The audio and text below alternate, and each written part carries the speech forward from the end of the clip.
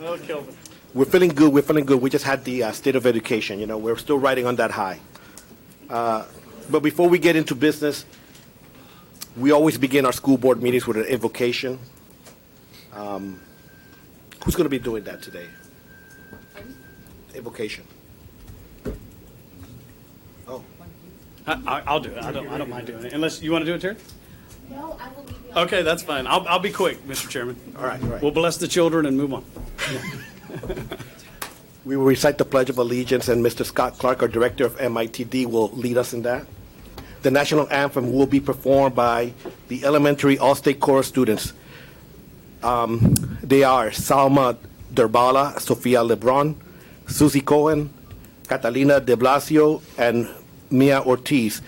Folks, these students were among the best of the best in Florida and performed in front of thousands of music educators, parents, and community members in Tampa. This will be a very special treat for all of us.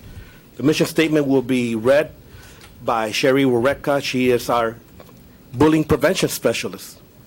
Translation services by Dr. Belinda Reyes, Executive Director for Multicultural Department. And at this time, I would invite everyone to please rise for the invocation. If you would please silence your phones as well, if you haven't already done so. Bow with me. Our gracious Heavenly Father, we are gathered here tonight to do the business of the Osceola School District. We ask, Lord, that you are with each and every school board member here tonight, the superintendent, her staff, those who are here to present and speak in front of us tonight. And we ask that you guide and direct us in the decisions that we will make here tonight. And in Jesus' name I pray. Amen.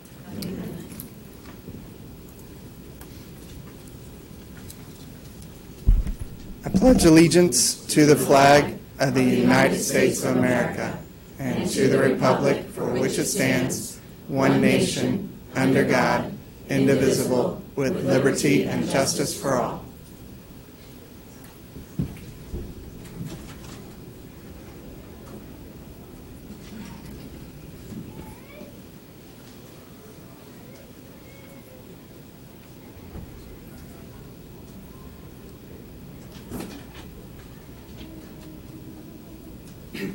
Oh, say, can you see by the dawn's early light what so proudly we hailed at the twilight's last gleaming, whose bright stripes and bright stars through the perilous fight o'er the ramparts we watched were so gallantly streaming, and the rocket's red glare above bursting in air gave proof through the night that our flag was still there. Oh, say does that star-spangled banner yet wave o'er the land of the free and the home of the brave? All right. Great job.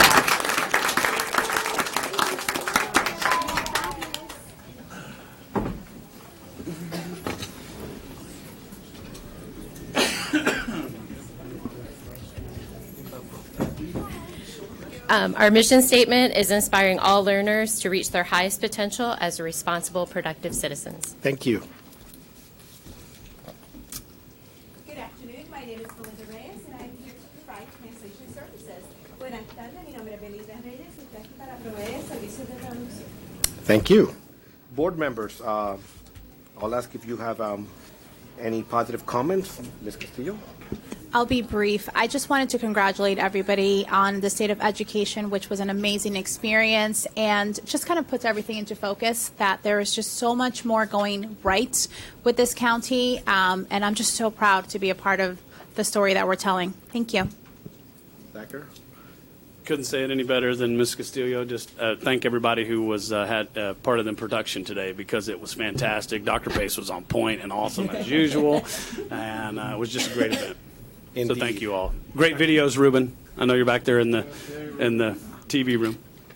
Dr. Pace? The only thing I would add to that is that this work really requires a team. The board's leadership, the community's engagement, and certainly every single person in this room, whether you be a district leader, a school leader, a staff member in one of our schools, or a parent or an engaged business person. So super excited about the work that we are doing and the things that we're accomplishing to serve every child, every chance, every day. Excellent. All right, so next up on the agenda is our presentations. The first presentation will be brought to us by Mr. Scott Clark. It is Digital Learning Day 2020. Good evening, sir. You're going to read your speech digitally? Good evening, board. I am not going to read digitally. I'm actually inviting a couple students from St. Cloud High School that are AP Digital Art students at the school, Madison Meekins and Simone Jijets.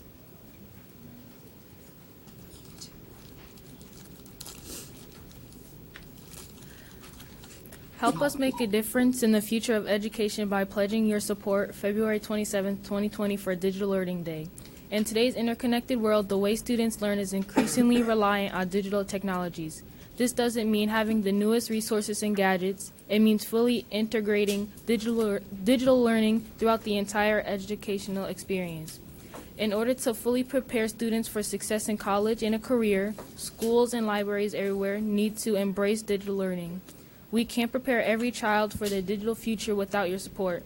Help us build the wave of innovation by supporting Digital Learning Day and ensuring every child has the opportunity to learn in an innovative digital environment. Whereas Digital Learning Day promotes the effective use of technology to fully prepare students for success in college and career, and whereas all students should have the opportunity to learn in a robust, innovative digital environment, and whereas all students must prepare to be responsible digital citizens in the global society, and therefore the School Board of Osceola County, Florida, do hereby proclaim February 27th, 2020 as a Digital Learning Day in Osceola County, and recognize the efforts of the classroom teachers, administrators, parents, and community partners to provide students with digital learning opportunities. So moved. Second. Very well. We have a motion to approve by Mr. Booth and a second by Mr. Thacker. Board, do you want to make any comments? Thank you, girls. Thank you. Well done. If you had the opportunity before the meeting, there was a display out there, displayed several of the digital learning things that have been already taken place, and each of the school sites have the opportunity to choose what's to do on the date of February 27th. And I don't know if your students know,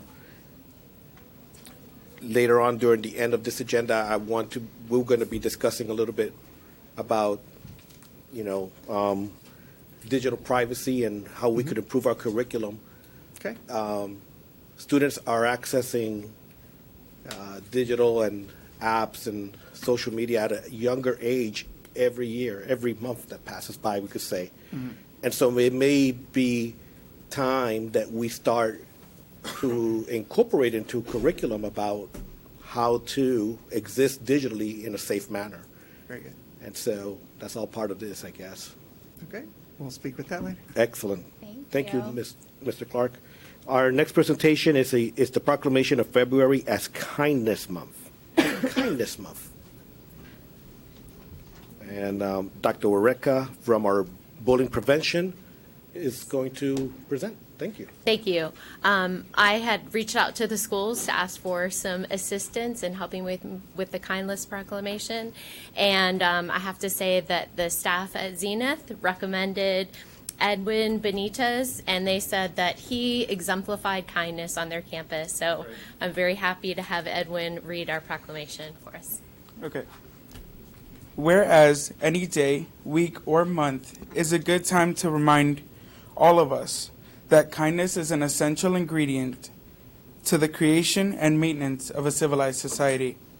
Whereas in the heart of all of us lies the power that Whereas in the hearts of all of us lies the idea that we hold the power of kindness within us.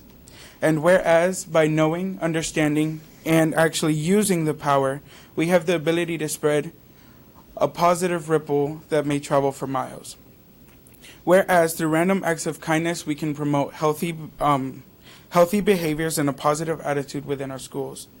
Whereas we seek to cultivate kindness and compassion within our schools and communities through students and staff members by teaching them to make a difference through random acts of kindness. Now, therefore, be it resolved that the School Board of Osceola County, Florida proclaims that the month of February 2020 as Kindness Month. So moved. So, So moved. by Ms. Castillo to adopt this proclamation of kindness. Second by Mr. Thacker. All right. Second by You're just so eager to. Yeah, be kind. Yes. Kindness people on the left side. They're not being kind to each other.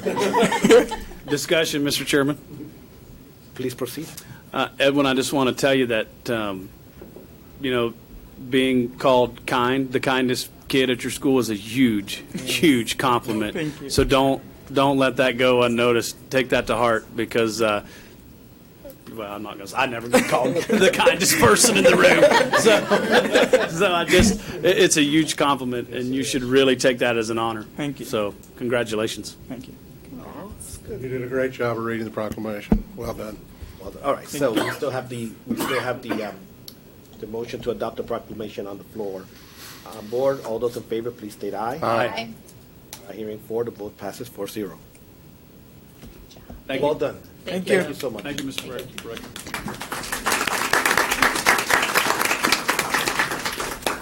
Our next presentation would be a discussion on the graduation rates by Dr. Pace. Yes, sir. Thank you, Chairman Soto. And as they're walking out the door, I did want to make note that Mr. Dunham is here, the assistant principal at Zenith, as well as Ms. Bohannon, one of our top 10 finalists for Teacher of the Year, who is also Edwin's teacher from Zenith. So always thank you for supporting Edwin, and thank you, Edwin, for being here.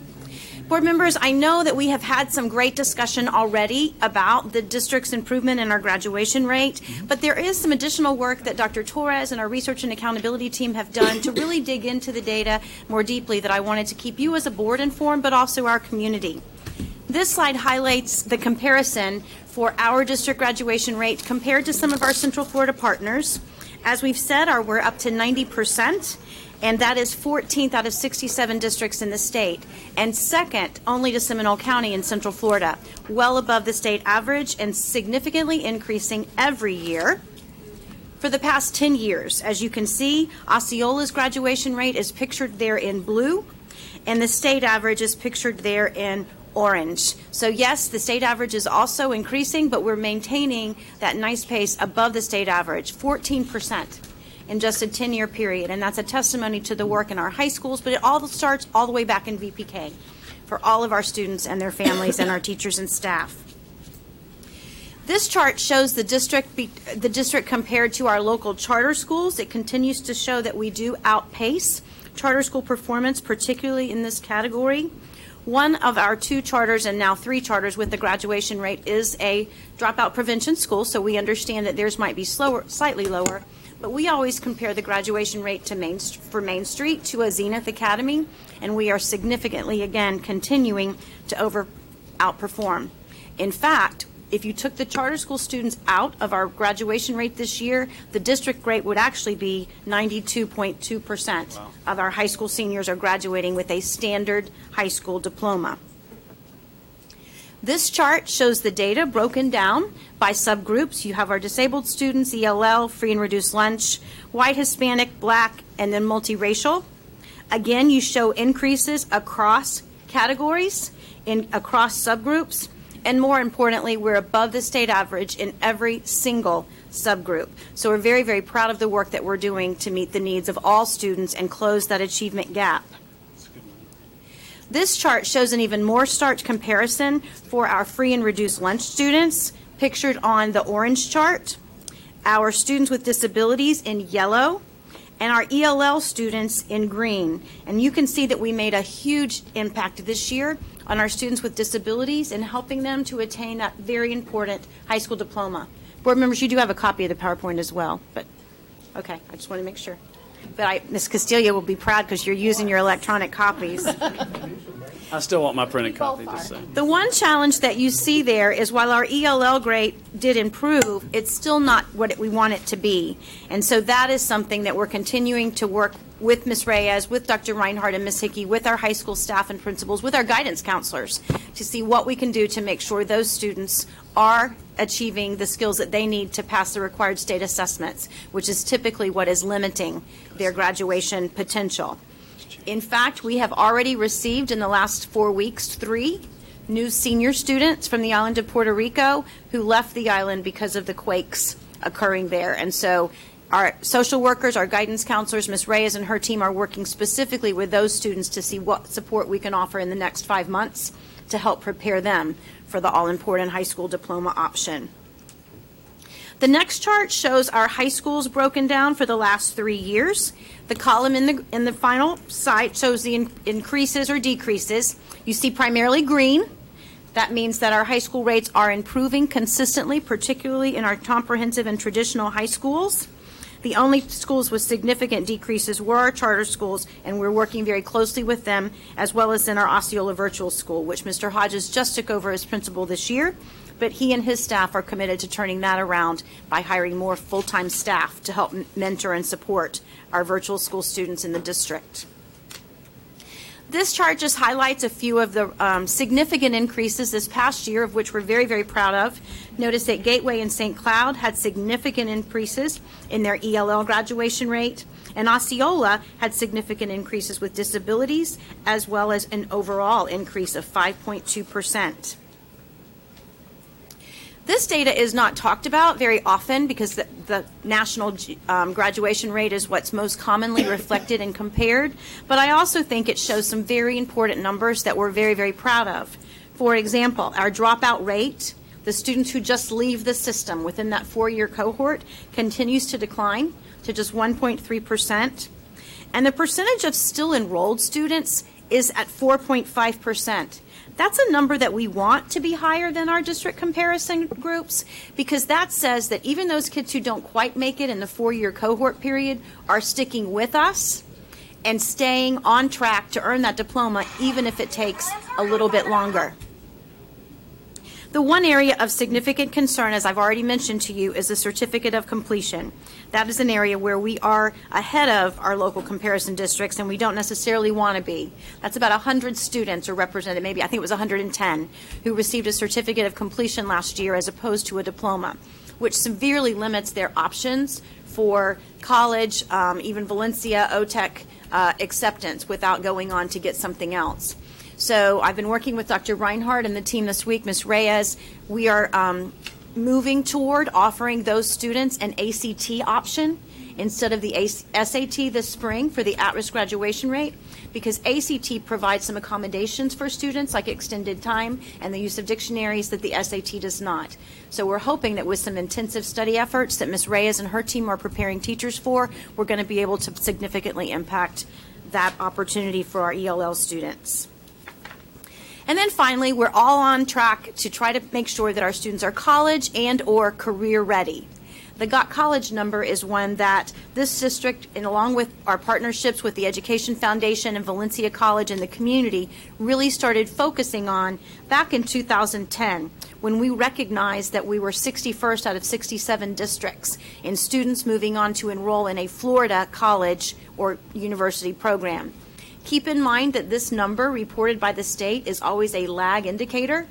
So the most recent data that we have is for the 2017 class of graduates.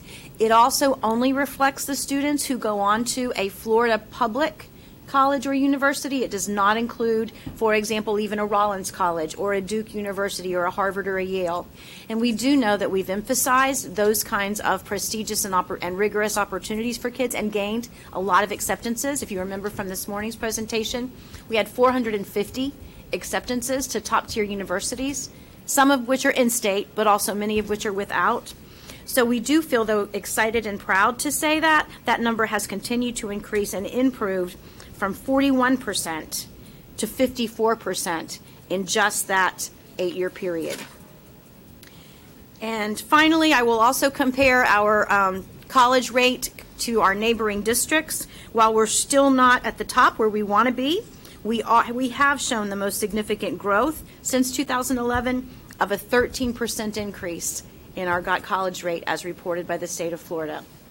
So I just wanted to take a few minutes again to go over that data in a little bit more detail with you as a board and also with our community. I'm very, very proud of what it represents, not only for the work of our team, but also for the success and the future opportunities for all of our community students. Thank you, Dr. Pace. Board and Great work. I mean, it's awesome to be able to present these numbers when we move forward. I know they both, and I jumped ahead of them, so I'm sorry. Be quiet now. I thought I was letting Mr. Booth speak for me. No, I want you to have to talk. He kind of started out with everything.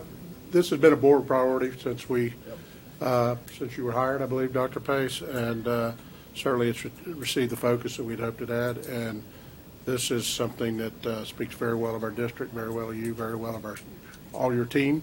So I think it's a great job, and we've climbed the ladder pretty high. We got one more step for Central Florida. So great job. Thank you. Ms. Castillo. Thank you. Yeah, absolutely amazing job, Dr. Pace. I'm always talking about the incredible job that you do. I just have a question with regards to if you know the reasoning behind not including private colleges or top 100 in the post-secondary enrollment numbers? That's just the data that they're able to gather from the public reporting universities. Oh, because they're, okay, I understand. And can you just explain to me briefly, if you can, and I should know this, or maybe I do know this, I just don't know it by that name, the certificate of completion, is that the same as a GED, or is that a little, it's different? Okay, It is. Students who earn a certificate of completion meet all of the graduation requirements except either having a 2.0, which is very few and far between, or having a passing test score for the FSA reading or a concordance score or Algebra 1 EOC or a concordance score. The majority of our students who earn a certificate of completion have earned all 24 of the required credits. Most of them will have a higher GPA than a 2.0, but it's that last final piece, that representation of a passing concordance score or test score on the FSA for reading and for math, that's keeping them from that diploma. A GED is a non-standard diploma earned specifically through a test in our adult ed program. So it's really just a matter of either the GPA not being a 2.0 or typically the test. Correct. The exit exams. Got it. Thank you. All right. Great. Dr. Pace, our next presentation is the Goal 5 Strategic Plan update. Yes, Chairman Soto and members of the board, as you know, last week our strategic plan update workshop went a little bit long, and so I had committed to you to bring forward our Goal 5 because we don't want them to be slighted in any way, shape, or form. So starting it out today will be Mr. Shatera and Rusty to talk about the physical safety aspect of the work, and then Elizabeth Lane and some members of that team, Darla Bungo, are here to talk about the emotional and social pieces of the work in this goal. Good evening, board. So our goal is school safety and security, and our strategy is strengthen school and district facility security procedures and infrastructure. So with that, we have 3 key activities. District staff will monitor sites for implementation of required safety and security mandates. School and district staff will participate in new training requirements as mandated by the law, Marjorie Stoneham Douglas. And all schools will complete the FSAT, Florida Safe School Assessment Tool, in compliance with the state law. And we are happy to report that we have added, we have 90% completion at this time on our fencing improvements. We have storefront locks completed in 50%. So what that is, we've installed a lock at Dr. Pace's idea on every classroom door that does not require the teacher to step out of the room to lock it. It's automatically locked once you pull the door closed. We also have camera improvements going on in 80% of our schools. We have also put laminate film on 95% of our storefronts, like the front office, and we also have laminate on classroom windows as well. The door windows, view panel. We'll be going back through each site for any isolated emissions. With the grant was for a certain amount, and we will go back and fund the other with some sales tax. We are adding also the schools that were not included on the list due to construction, such as Harmony Middle School. We also, Mr. Yates designed a safe space sticker, and we are installing those district-wide. I'd be happy to explain that to you, not in a public forum.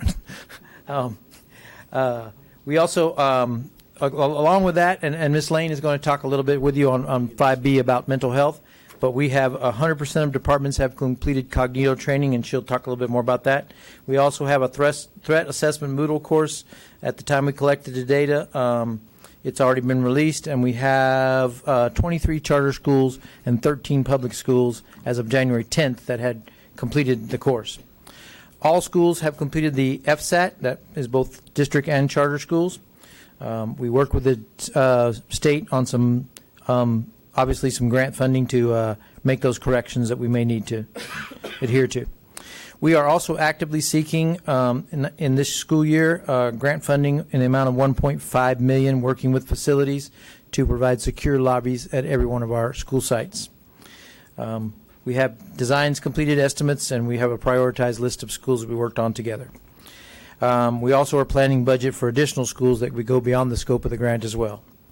We have increased implementation and functionality of our Rolandborg intercom system. That has increased our ability to get 100% completion on our drills and keep records that are required by the state. We did have 100% of drills completed in November and December. We have restructured our own staff in safety and security to add 2 general maintenance positions, trading in a position, in order to get all of these multiple tasks we have done. And we are also, Mr. Gould is planning an additional summer 4-hour threat assessment training for our threat assessment teams that we have active in every school. And now we'd like to introduce, if there's no questions, Ms. Lane.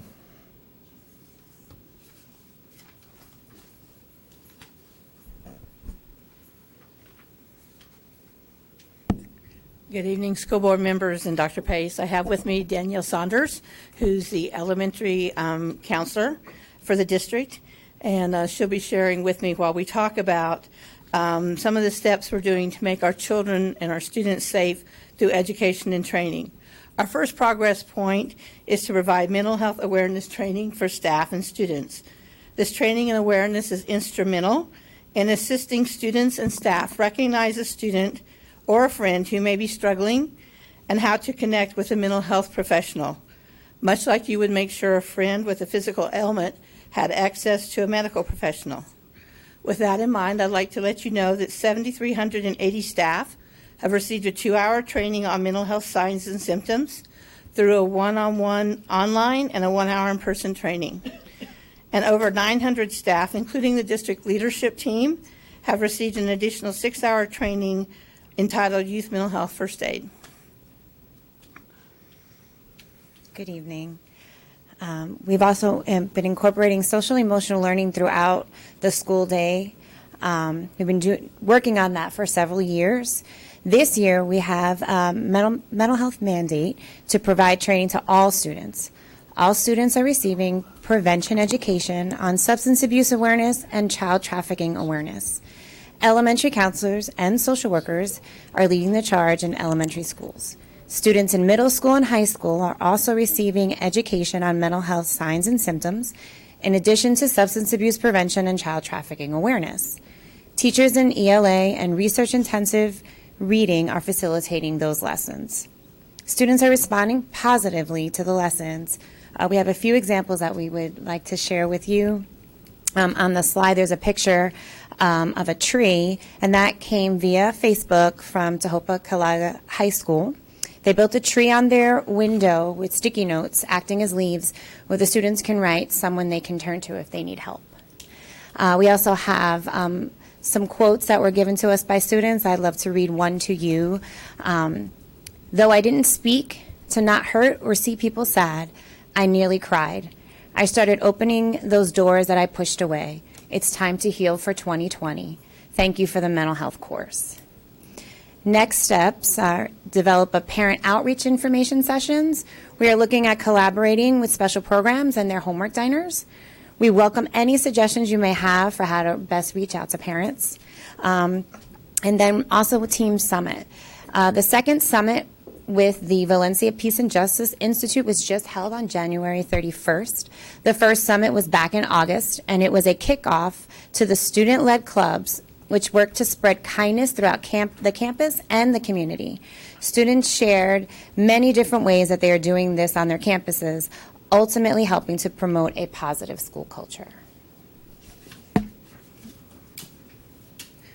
Our second progress point is to reduce chronic student absenteeism. Chronic absenteeism is defined as a student who misses 10% or more of school for any reason, and 10% works out to an average of 2 days a month. In addition to the work that the schools are doing to educate parents on the importance of school attendance, we are sending letters periodically to parents whose students are showing signs of chronic absenteeism. These letters share how much the student is missed in a graph form compared to their class attendance. And last but not least, our third progress point is to clearly establish and communicate school-wide behavior expectations. Social workers have created mental health minute videos, which have been released to schools and are placed on the district website on our parent resource page. This page also has mental health wellness information and information about our mental health classes. And we are pleased to say that our recommendations for expulsions are down 10%. Thank you.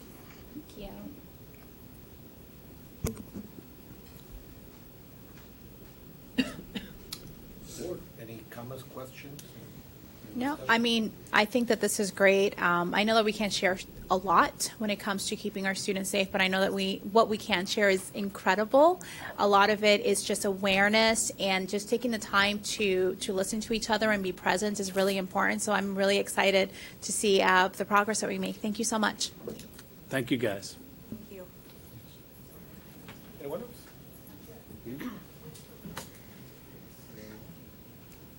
Okay, our next item on the agenda is when we open, do we have appointments and transfers? Yes, we do. Yes. Like 3 or 4 of them. It does say, in Mr. and Chairman Soto's defense, it does say none on his paper. So, This doesn't make sense. it's right here, Kelvin, hey, if you want to look. Right here. Yeah, I know, this doesn't Okay. make sense.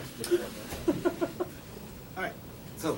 Okay, Chairman Soto and members of the board, I'm super excited with some of the administrative recommendations that we have for you tonight. As you know, we started the process of advertising early for elementary school assistant principals due to some retirement, as well as middle school. That process continues as the domino effect continues. But also, we recently lost our chief of staff to Volusia County, and I'm pleased tonight to bring forward Michael Scott Flowers to the podium. Board members, Mr. Flowers has held the following positions: teacher in Osceola County as well as in Titusville, district resource specialist for the innovative practices for the Osceola School District, assistant principal at Osceola High School. Scott and I were colleagues together back in the day. Then he was a principal at Christina High School in Delaware, the principal at the Terry Parker High School in Jacksonville, the National Executive Director for Secondary Programs and Vice President for Education Services for Edison Learning, Allendale County Schools Curriculum Coordinator and Transformation Team Leader, Chief Academic Officer for Allendale County Schools in South Carolina, and Chief Academic Officer or Chief of Schools for Fayette County Public Schools in Kentucky. Scott received his bachelor's degree in music education from Louisiana State University, a master's in educational leadership from the University of South Florida. As I said, Scott brings clearly a rich set of experiences that I believe will add great value to our district leadership team, our teaching and learning team, and I'm pleased to recommend him as our next Chief of Staff for Teaching and Learning. So moved. Second. All right, got a motion by Ms. Castillo, second by Mr. Booth. Discussion? Quick history lesson, just so everybody knows, and so Mr. Mike Bass will be proud of me. Allendale was the... He's returning home. Yeah, Allendale was the first name of Kissimmee. Kissimmee was at Allendale first, right? Yep, there we go. But anyway, on another note, congratulations. We're so glad to have you. Big shoes to fill, figuratively and literally. But I know you can do it, and I know Dr. Pace believes in you, then I believe in you. So thank you for coming down. Thank you. And it's great to have the opportunity to come serve every child, every chance, every day. It's exciting to come back to the place where I was grown as an educator and an instructional leader. And I was inspired this morning by the State of the Education Address. And it brought the district's vision, mission to life through words and videos and actions. I'm proud to be part of this organization. Thank you. Thank you, sir. All those in favor, please state aye. Aye. Vote passes 4-0. Congrats.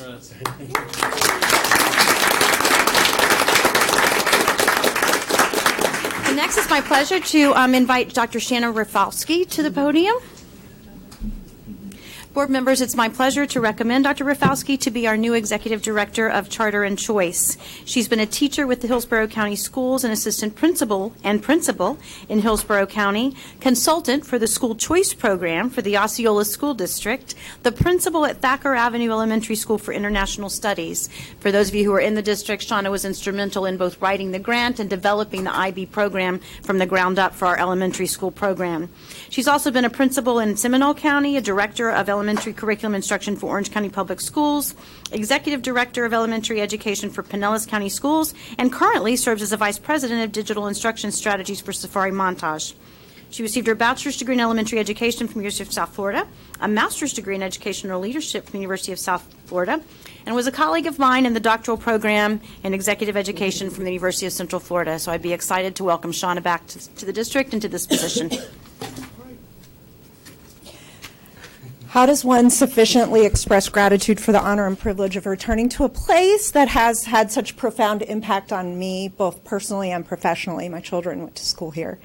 My life's journey has been about roots and branches, and I'm beyond elated for the opportunity to put down roots back here in Osceola County and bring with me all of the experiences of the branches that I've, and with the experiences from the branches that I've acquired. Thank you to the board and Dr. Pace for having faith in me. I will lead with my head, my heart, and my hands. For a healthier, you got to get the fourth one in there, 4-H. Sorry. I have time to teach her that. Motion pledge. to approve. Second. Motion by Ms. Castillo, a second by Mr. Booth. Board, any further discussion, questions? Congratulations. Welcome. Thank you. Then we'll take a vote. All those in favor, please state aye. Aye. Vote passes 4-0. Congratulations. Thank you.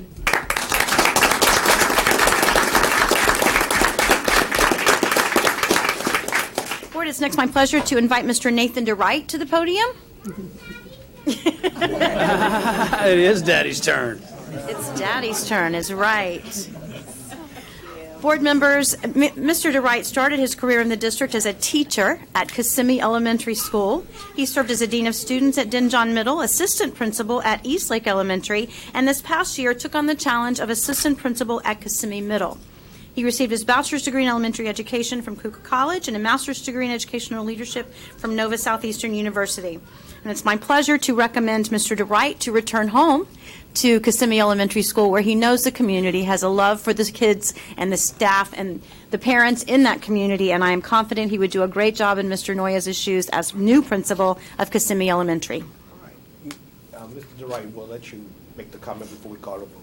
Thank you. Thank you, Dr. Pace. I appreciate your kind words, and thank you to all of those who've supported me in the past. I did have a chance to speak with the staff today, and I saw many faces that are still there. And as I know, I've been a teacher there. It's a family at that school, and it's still a family, and so I'm happy to be going back to that family. And I reflected in the last couple of days about the journey that I've been on starting at that school, and I'd like to thank and I appreciate all the people that have helped me. You know, I learned from students and staff members and former principals and my family, my wife, and my kids, and I learn from my kids every day. So I'm very appreciative of that, and I'm very appreciative of being able a chance to go back to that school where I started my journey. So thank you. So moved. Second. Discussion. Motion by Mr. Booth and a second by Mr. Thacker to approve. Mr. Booth, proceed. Should we approve your dad? All right, call it. All right, all those in favor, please state aye. Aye. Vote passes 4-0. Congratulations. Thank you very much.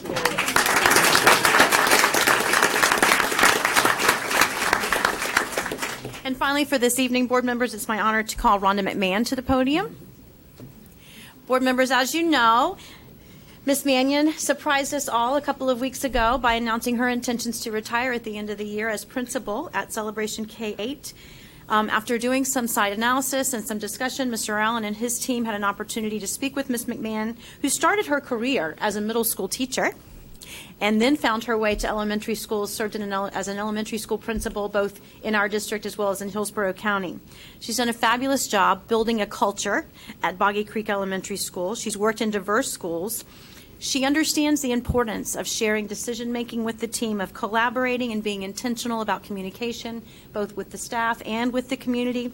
She lives in the Celebration community and so is very, very well aware of the needs and interests and desires there. I am confident that she will bring the same high expectations to Celebration K-8 that she has to her work with us at Boggy Creek, and I'm pleased to recommend her as the principal, interim principal, planning principal, I think we'll call it, at Celebration K-8, because Ms. Mannion is going to finish the year, but we know we'll need some transition time. So, Thank you, Dr. Pace. I'd like to thank you, Board, Dr. Pace, and Mr. Allen, for entrusting me with this. I know what a huge responsibility is. That's my community, and I'm looking forward to the challenge of continuing the great work that Ms. Mannion has done at Celebration K-8. I know it's a very special school, and it holds a very high place in the community in which I live. It's going to be very hard to leave my school. I have an amazing staff, many of whom are here with me today. Thank you very much for coming. But I look forward to developing the same relationships with what I hear from Ms. Mannion is also an incredible staff. So I will have two families now in Osceola. So thank you so much for the opportunity. I appreciate it. Move for approval. Second. A motion by Mr. Thacker to approve, second by myself. Board, any further discussion? Congratulations. Congratulations. Thank you. Thank you very much. Once again, I see the incredible chess moves that Dr. Pace makes. Now she's got another one. how it works. Just make it more. This one has the exclamation point next to it. Yep. All those in favor, please state aye. Aye. Aye. Aye. Both passes 4-0. Congratulations. Thank you so much. Thank you.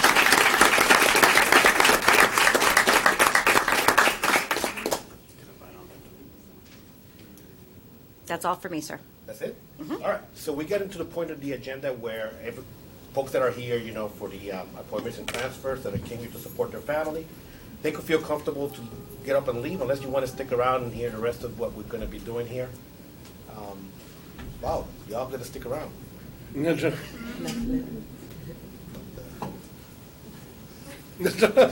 not.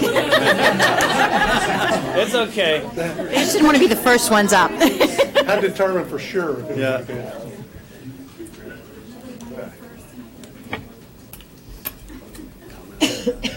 See if they're okay with it. Are you okay?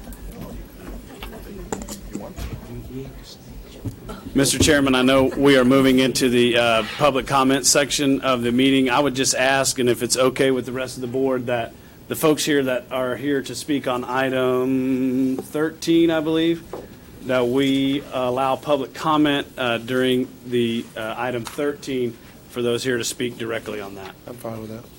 Yeah, and I think it's appropriate. The items that are left are not very time consuming. Sure. Is that all right? Okay. Perfect, yes. Is that okay with everyone here to speak on item 13? Very well. Then I will take the open comment. I will call Rebecca Rivera to the podium, and just got to read your name and your address into the record, and then you have 3 minutes to address it. Okay. Rebecca Rivera, 4925 Scenic Vista Drive, St. Cloud. Good evening, board members, Dr. Pace, parents, teachers, and students. My name is Rebecca Rivera. I'm a parent of 2 Narcoossee elementary students, and I am a member of the Student Advisory Committee. I am a healthy children advocate with a passion to bring awareness of the dramatic increase in childhood diseases and allergies and ways we can help. I am compelled to come before you to be the voice for my sons and many other students and parents who are concerned with the amount of sugar our children are offered in school. My honor roll 5th grader has attended this school since kindergarten. He has been rewarded with candy and high sugar treats for agendas signed, completing FSAs, turning in box tops, meeting challenges, and good behavior. Sugar-laden treats are also served for classroom celebrations, birthdays, snacks, and science projects. When the American Heart Association visited his school, my son committed to meeting its challenge to limit daily sugar to 25 grams a day.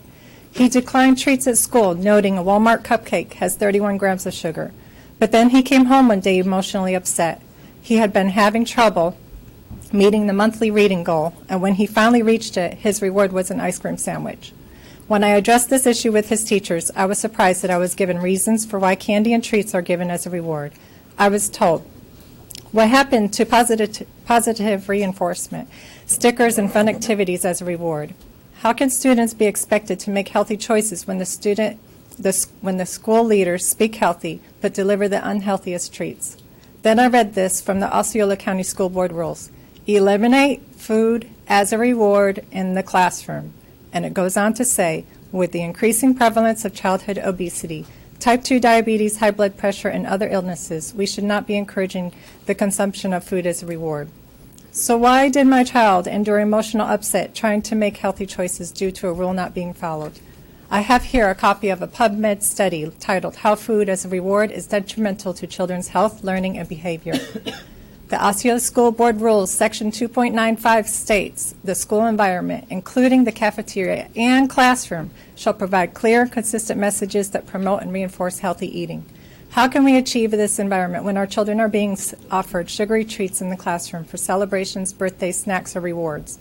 It also states class parties or celebrations shall be held after the lunch period and only foods that meet the SMART snacks and school nutrition standards can be served.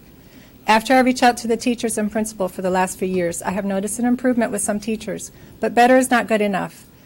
Many continue this habit, though I have reviewed these rules with the teachers, principal, and superintendent. I expect more from a leader in me school. I am an Air Force veteran who adheres to the honor of the chain of command. Now I am here before the school board to encourage these rules to be carried out to protect the health and brain development of the 68,000 children in our county. Many other parents at Narcoossee Elementary and parents in other counties and even other states are waiting to hear the outcome of this meeting as this issue is widespread. Stop giving our children sugar in school. I challenge anyone who does not agree that breaking this habit in our schools is in the best interest for our children to help them attain better health, focus, and academic achievement. Would it not be interesting to note an academic improvement in our district as the leaders follow through to provide a healthy school environment? So I ask our children's leaders, do you choose to support the sugar habit? Or do you lead our children to make healthier choices to support resistance to disease, emotional stability, and ability to learn? Either way, children will follow our lead. I have here copies to give to the board of the PubMed study and also what I've given here and a PDF of the American Heart Association. You can give that to the board secretary. Thank you. Board, because that's the only public comment we're doing at this time, does anyone want to make a comment or have any questions or discussion with the information that Ms. Rivera provided to us? I think we had a pretty lengthy discussion about this last meeting as well, and I think that's something we're working through with our staff. Is that correct, Dr. Pace? Yep. I appreciate that. Thank you. Thank you for coming forward. Yep, Thank sorry. you for coming forward, and thank you for your service, Ms. Rivera. Thank you. All right, so. So we'll just recess the public comment and we'll reconvene that part later on when we get to item 13.01. Sure. And right now, I want to ask the board if they have any agenda modifications. I'll start with Ms. Castillo. I do not. Yes, sir. I don't have any. I do not. Dr. Pace, all right. I move for approval of the agenda along with the consent agenda. Second. All right, so we have a motion by Mr. Thacker to approve the agenda with the consent agenda and second by Ms. Castillo. Board, there's no further discussion on this. I'll take a vote. All those in favor, please state aye. Aye. Vote passes 4-0.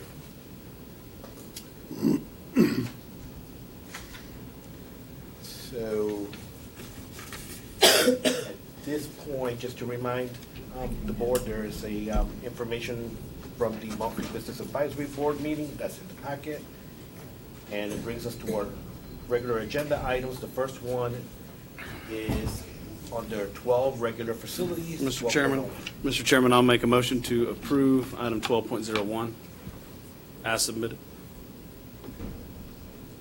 I'll second it with discussion. Very well. There's a motion to approve item 12.01 under regular facilities by Mr. Thacker, by Mr. Booth, and a second with discussion by Mr. Thacker. I just had a quick question, probably Mr. Clinch. The architects that you chose, are they the ones who did the school originally by any chance? No, they are not. I withdraw. I don't need to speak. I was confused. I'm good. I'm like, wait. Right, but we still have a motion to vote upon. Any further discussion? No. Hearing none, we'll take a vote. All those in favor, please state aye. Aye. Hearing four, the vote passes 4-0. Thank you. Mr. Chairman, I will ask that before any motions are made or on item 13.01 that we have the open public comment. And item 13.01, it's a recommendation to approval of the Harmony High School agricultural teacher position to an 11-month position. And we have strong public interest tonight on this agenda item. But board, why don't we try? Do we want to go ahead and just elaborate a little bit of what we're trying to accomplish here before we get the comments? So let me guide this. I would you don't mind go the comments, but yeah, go ahead. So the last school board meeting, Mr. Booth, you presented this proposal. We did have not a lot, but we discussed it, and I believe that there were some school board members that wanted to confer and consult with the school district to get more information about, this topic. Am I correct about that? Is that where we left off? Mm-hmm. All right, so we placed it on the agenda. Does anybody want to go ahead and share what they learned, or is there anything that they want to put on the record?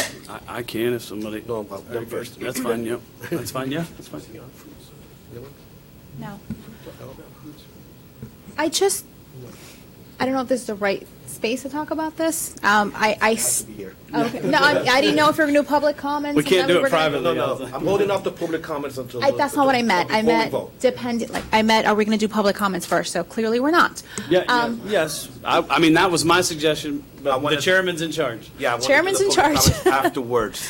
I guess I still just have a few questions, and I'm sure that we'll hear from the public as well, which is great. I'm so glad that there is so much interest. Just to reiterate, in this particular case, we do have a second ag teacher at OHS, correct? So this particular motion would only affect the ag teacher in Harmony. Is that still correct? That is correct at this time. However, it's certainly something that we would consider. I have some additional research if you'd like for me to share it with the entire board. Yes. I mean, I don't mind. Of course. I mean, I would love to hear it. Well, certainly, I am not opposed to anything about the ag program at Harmony and want very much for it to be a very vibrant, robust program. I have relatives here and there, as well as a lot of friends and colleagues and young people that I know very well in the community for whom this is an important part of what we do. But as the superintendent, my job is to look not what's best for one program, but to look at what impacts the entire system. And particularly from a human resources system, when you start identifying or singling out one position to make this kind of a significant change, it can have quite an extensive impact. I know that one of our challenges has been recruiting a strong and experienced agriculture teacher. We have the same challenges recruiting ESE teachers, engineering teachers, math teachers across the district. I recognize that the responsibilities for an agriculture program go far beyond a regular 10-month schedule. That was one of the reasons why I've talked with Mr. Booth and others about the potential of OPS contract during the summer. When Ms. Stevanowitz and Miss not Booth, but used to be Booth, did some additional research, they polled Miss Fluke. There you go. My brain went dead. They polled 40 different programs across 40 different CTE contracts across the state. They got 32 responses. All 32 do have an agricultural program. Of those 32, 29 have animals or livestock systems that require some year-round care. And of those, 47% had a teacher who was on a 10 or 11-month contract. Only 13%, or 4 districts, had anybody on a 12-month contract. And then the other 13 did OPS contracts, much like we discussed. I recognize and accept Mr. Booth's point that we've not been able to recruit somebody with that promise of an OPS contract. And that does require emphasis out of a school budget as opposed to the district's standard operational budget because it comes out of their discretionary money. What I propose to you here is an 11-month contract position. It's 230 paid days. Basically, that allows for 3 weeks off. The calendar was attached to the agenda item that's posted here today. During which time, if there were animals that needed care, there could be OPS for a couple of hours a week or day or whatever it took to get that care taken care of. But it eliminates the need for earned vacation, which under a teacher position and teacher contract is up to 18 days a year. I can't think of a good time in the year when we would want a teacher taking 18 days of vacation that wouldn't take away from either the purpose of taking care of the animals or the farm or caring for students, because they still would get spring break and winter break off like everybody else. And this district does have a robust program of paying out both sick leave after years of experience as well as vacation. So there's that additional accrual of cost to the school board. So that is the reason why I stand behind, for the system and for the programs, a recommendation for an 11-month contract. I'm sorry, that's the 230 days, Dr. Pace? Correct. I just to make sure I found the right one. Mr. Chairman, before we go to public comment, and let me just say, I appreciate everything that Dr. Pace has done here to get to this point. While we don't agree, and I still don't agree, and that's fine, that's okay, that's why we have meetings, that's why we have a board, that's why we have a superintendent, but that in no way means, and Dr. Pace said it right up front, she wants a robust and ag program at Harmony High School, as do I.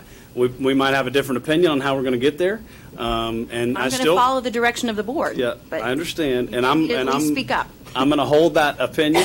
I still hold that opinion, the same one that I came forward with. But I think, board, at this time, look, sometimes we come up with our own ideas. Mr. Thacker's been great presenting his ideas that he comes up as he networks through the community. Mr. Soto, I'm sure you will as well, Ms. Terry, and I know Tim does. Sometimes you get ideas that are given to you by your own constituents over and over and over again, and you have to remember, if you live in District 5 out here, would you raise your hand? Every one of them live in my district, and I represent these people. And when these people come forward to me and say, Ricky, this is how we're going to fix this issue, I start investigating and looking into it. And that's what I've done over the past couple of years. Now, what we've done is I've brought it forward to Dr. Pace. We've had this same discussion. We've hired someone so that the need went away. That person didn't work out. Let's have the discussion again. We, in that time, hire someone. Doesn't work out. So we come to the point. I feel the need to bring this to the board, have a discussion, because this is the way you do it. And so with that, I'm going to close my comments for this portion of the meeting and ask that we move now to the public. Very well. Guys, can you hold for the public, or? Yeah. Is that all right? Yeah. Okay, all right. So we have, one of the things that I would ask is, we want everyone to have an opportunity to express themselves. They got 3 minutes. If pretty much someone said what you wanted to say, if you could save us on the time a little bit, I would appreciate it. I don't know the order or a better order to do it. Maybe there's students. If students want to come together, we could entertain that. I wouldn't shortchange you on time either.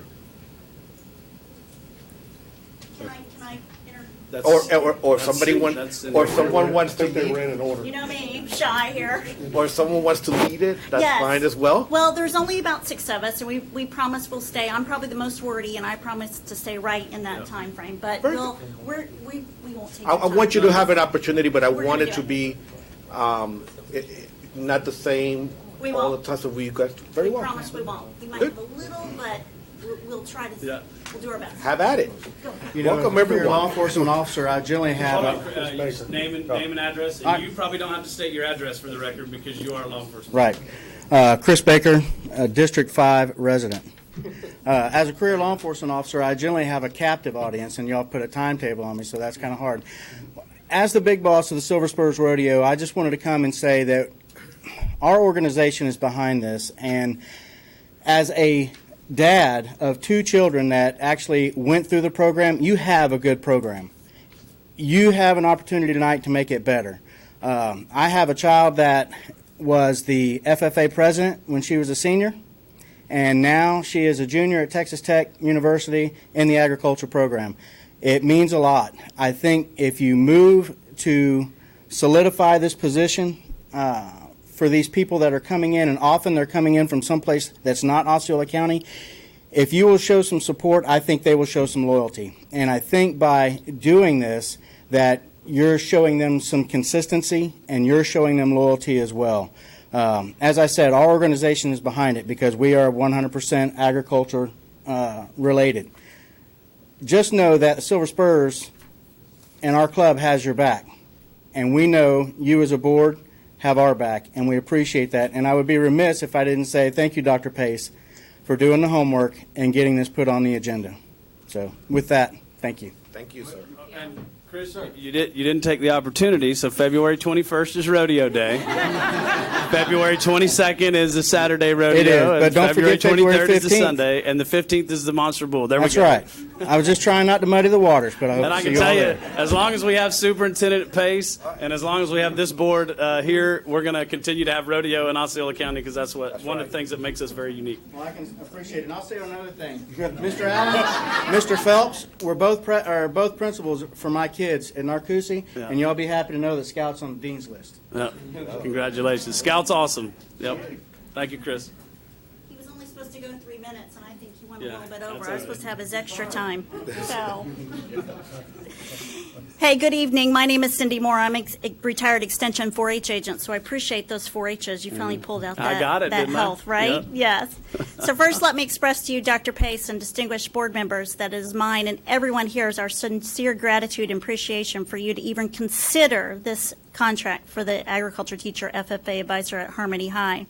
I would also like to thank you for putting together a very supportive administration at Harmony High School. You have a wonderful team there of Mr. Hickey at the helm. Mrs. Yantz and him have both been putting a lot of extra time in this ag program, and we parents have noticed and are very, very thankful for that. I would like to share with you what an ag teacher at Harmony High School with an extended contract may look like. I in no way have a crystal ball, but if I did, it'd look a little bit like this. First and foremost, if we put this out there, we'd entice qualified candidates who would have an ag education extension degree along with an ag teaching certificate, which is huge. Also, some you may know, some of those people would have a knowledge area in animal science or horticulture. Agriculture teachers first must lay out a framework of quality ag education in the classroom. From the classroom comes FFA involvement. FFA is a vast learning leadership opportunity. I'm biased, but all those youth programs, including sports, I believe FFA has the best youth development program of any. This organization has kids willingly dressed in official dress that include a corduroy blue jacket in Florida. I have seen kids at the beginning of this journey think that that is the most geeky, nerdy, old-fashioned thing they've ever seen, but they become a senior, they unzip that jacket for the final time, take it off for the last time, it brings tears to most of their eyes. You see, ag, FFA, is more than just a blue jacket. It's belonging to something bigger to them. It's about belonging to an ag community, a network of people. Once that passion is instilled in youth, it's there forever.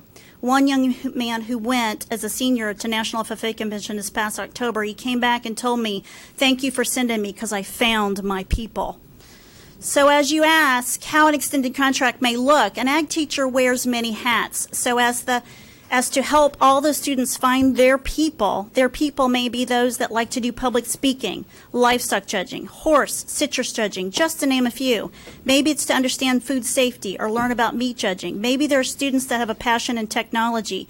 Maybe the future commissioner of ag, governor, or school board member is on a Parley Pro team right now learning about parliamentary procedure. The ag teacher is a coach of all of these teams. To continue to have a quality program, these groups are learning, practicing year-round, not just for a season. The students not only learn in the classroom, but are encouraged to become part of a CDE, which stands for Career Development Event. These are what I mentioned earlier. Ag teachers are constantly exposing students to career development opportunities. An extended contract would also help that teacher grow and raise living things to establish ongoing programs rather than to have short-lived program areas. Gardens and raising animals could be ongoing. Eventually, the ag program may even have income selling the products that they've raised and grown. thank you again. Thank you for even this being on the agenda. I bleed agriculture. My daughter is also a former ag, and I have a student that's there now, but she's now a sophomore at Mississippi State because of FFA. So, All right. Thank you for sharing. next person. All right. So,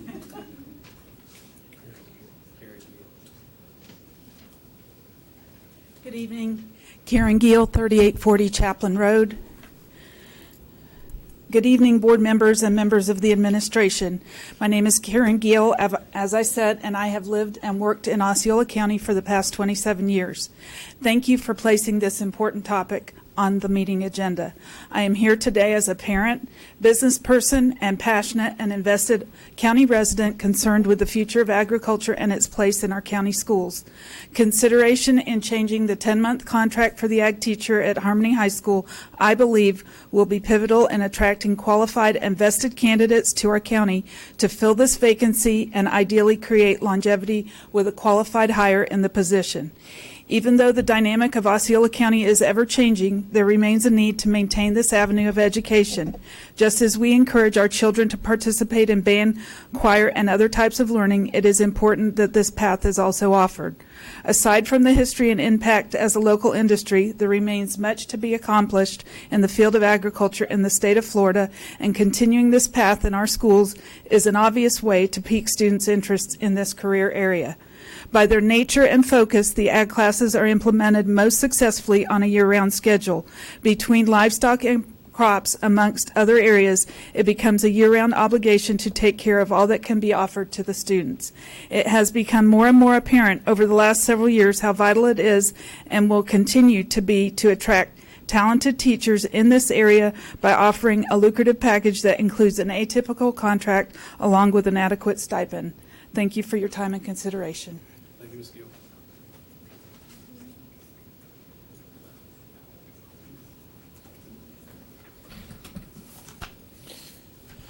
Hello, my name is Dr. Matt Walter. I live at 1909 Eastern Avenue. And for those of you that don't know me, I am a large animal veterinarian here in Osceola County. And I felt compelled to come and speak to you all tonight. First of all, again, like everybody else has said, to thank you all for even considering this as an opportunity for us at Harmony High School. For many of you that don't know, I was born and raised in Central Florida. I'm a 20-year resident of Osceola County. After graduating from the University of Florida in veterinary medicine, I moved to Osceola County and have practiced in Osceola County and lived in Osceola County ever since. I have a unmet desire to help kids, especially kids in agriculture. It's one of those things I feel is very, very important. Many people ask me, why is it important? Why is that important to you? Because I am where I am today because of the opportunities that were afforded me through both 4-H and especially through FFA. I grew up in a very strong FFA chapter. I was able to compete in 10 different contests at a state level, to attend national FFA convention, and travel the entire United States in many different aspects simply through agriculture and FFA. Okay? And I will tell you how important this is because many of those projects that we undertook at that time were year-long projects. Had it not been for an ag teacher that grabbed onto us as children, as kids, as young adults, and were able to foster that year-round, I would not be, again, where I am today and had the opportunities that I was able to have. One of those ag teachers that I had the opportunity to learn from is being inducted into the Florida Ag Hall of Fame this year. So that's how much FFA can mean to youth. All right? There's a couple other things I would like to express to you all. And one of the questions is, why Harmony FFA? Yes, we have other FFA chapters or other ag programs in Osceola County. As many of you all know, that the agriculture in Osceola County is not what it once was, but it is very heavily lopsided to one end of our county. Okay? But if you look at the numbers, there's actually a very interesting article. It was written this last year, July 4th, 2019. It was actually published in Drover's Magazine, which was a national magazine, so the National Cattlemen's Organization. And they had an interesting article based on the last ag census. And they broke down by county of all the counties within the United States, and they looked at the number of cow-calf numbers by county. I think many people will be shocked to know Osceola County was the number 14 county in the United States. Not in Florida. Number 1 in Florida. Number 14 in the entire United States. 90% plus of which falls in Harmony High School's district. Okay? I thought that was amazing. And most people go, well, what about Texas? Texas is the big cattle state. If Osceola County was in Texas, we'd be the number 2 county in the state of Texas for cow-calf numbers. We have over 66,000 head of cows in Osceola County, okay, that are producing calves yearly. I thought that was very interesting. If you look at the numbers again, in just Osceola County, if we look at how dense we are, we can produce 44 cows per square mile of Osceola County. If you took all the land of Osceola County, that would be an average of 44 cows per square mile. The number 1 county in the entire United States, which is a larger county in Nebraska, Cherry County, Nebraska, only can produce 24.8 calves per square mile in that same county. That tells you how great agriculture is in Osceola County, especially with a Harmony High School district. Okay? It's very important. One of the other things, and we talked about, is horticulture as well. One of our main things we see in Osceola County is sod production. All right? I was astonished when I looked at numbers. According to the University of Florida, a study that was done there, that the sod industry is a $703 million industry in the state of Florida. $703 million. If you look at the top 4 sod producers, 2 of those are in Osceola County. All right?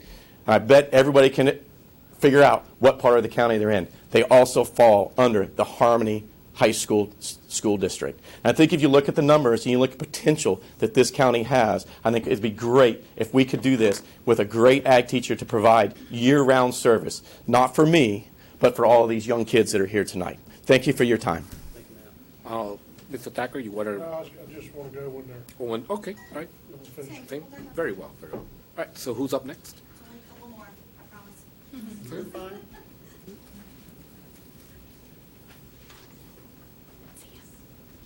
All right. Good evening. Hannah's going to pass out a few papers for me. She's our FFA president. My name is Melissa Allen, and I'm the veterinary assisting instructor at Harmony High School. Thank you for putting this on your agenda tonight and allowing us the opportunity to speak with you all. Also, thank you for your support towards our CTE programs. Our vet program has a full functioning low-cost vet clinic, hopefully starting this summer thanks to y'all's support. I come to you today to share my first year teaching experience when I taught Ag Foundations in Vet 1. I taught alongside Brianna Swartzfeger, during which students had a time of stability and consistency. In that time, Harmony FFA was selected as Florida's finest FFA chapters, and our meat judging team won first place at their state competition and moved on to represent Harmony at the national contest. I collaborated with Brianna to create a list for your review of activities spent outside of contractual hours to provide some insight on the criteria that is expected of an agriculture teacher and an FFA advisor. I've printed items with brief descriptions of their importance, along with the roughly estimated amounts of time spent on each item. As you can see, there are overnight trips like conventions and educational clinics, coaching and holding practices for career development events in multiple subjects, in which many competitions are conducted on the weekends. From August to February, we have market animals at our barn, in which an ag teacher is expected to be on call 24/7, and time is spent after school teaching students who have never had the opportunity to work with these types of animals. The week of fair, the teacher is there day and onto the night, as well as the weekends to support our FFA members showing their animals. There are also multiple events conducted throughout the summertime. Adding up the time spent in 1 year, on the lower end of the estimated hours, it was still over 600 hours put on outside of contractual hours. As an ag teacher, you take on the role of teaching 5 different classes, each with their own standards. You have the potential of certifying students in agriculture foundations and animal science. You also take on the role of an FFA advisor, whose duty is to help and advise students like the ones you see here today. Students who have a passion for agriculture and participate in extracurricular opportunities to further their education. Brianna also wanted to provide you all with a memo she did as part of her Ag Ed Masters at the University of Florida to request a 60-day extended contract, which will help show you the potential for the growth within the program. I hope this provides some insight on the extra time and efforts an agriculture teacher invests into their program to help their students succeed and provide endless opportunities for them. That is why we are here, for the students. Furthermore, with Osceola County's history in agriculture and the direction in which we are headed, this would be making an investment in our youth who will impact our future in agriculture locally, nationally, maybe even globally. As a former employee of the Department of Agriculture, I recognize the need for a qualified, educated individual with a passion for agriculture serving the state of Florida. Thank you so much again for your time and your consideration on this important matter.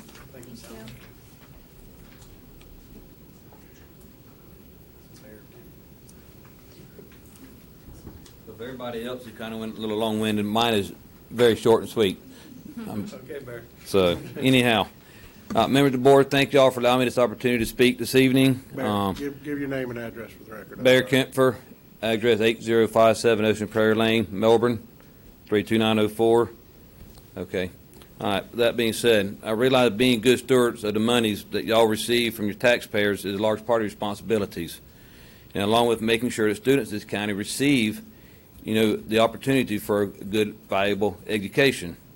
And having said all this, of all the counties in Florida, this county should have, especially strong with the ag is in this county, a good, viable ag program. So, and not just be a token class for these students, just say, okay, yes, I'm in the ag program.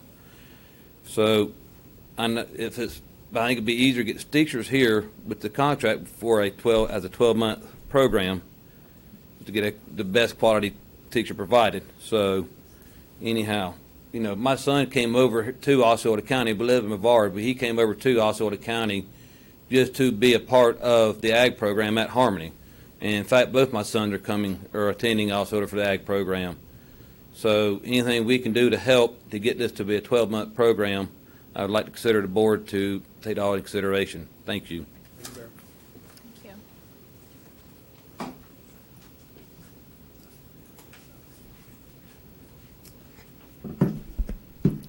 Samantha Gill, 3840 Chatham Road, St. Cloud. I just want to say thank you for allowing us to speak on this, and I kind of will go off what Dr. Pace had to say earlier about the numbers she provided. So good evening. My name is Samantha Gill, and I was the 2016-2017 Harmony FFA Chapter President, and I am now a recent graduate of the University of Florida. It was there I received my bachelor's degree in Food and Resource Economics, or better known as an agriculture business degree. I wouldn't have the love I do today for agriculture or even pursued a career in it if it wasn't for the Harmony FFA Ag program.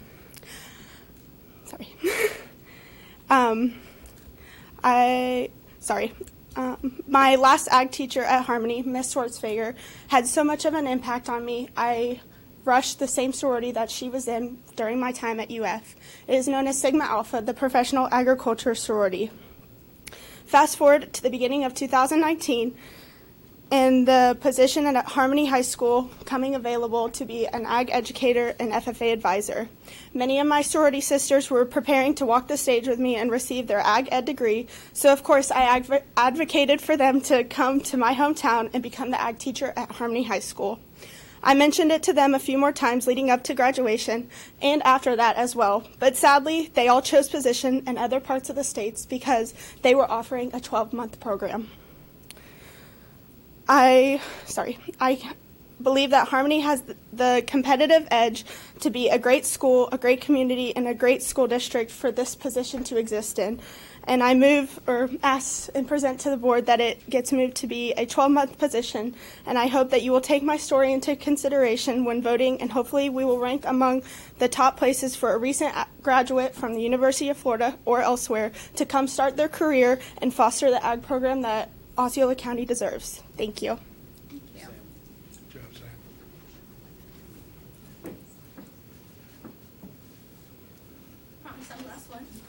Hannah, you do not have to say your address for the record, but I am going to tell everybody you live in Yeehaw Junction.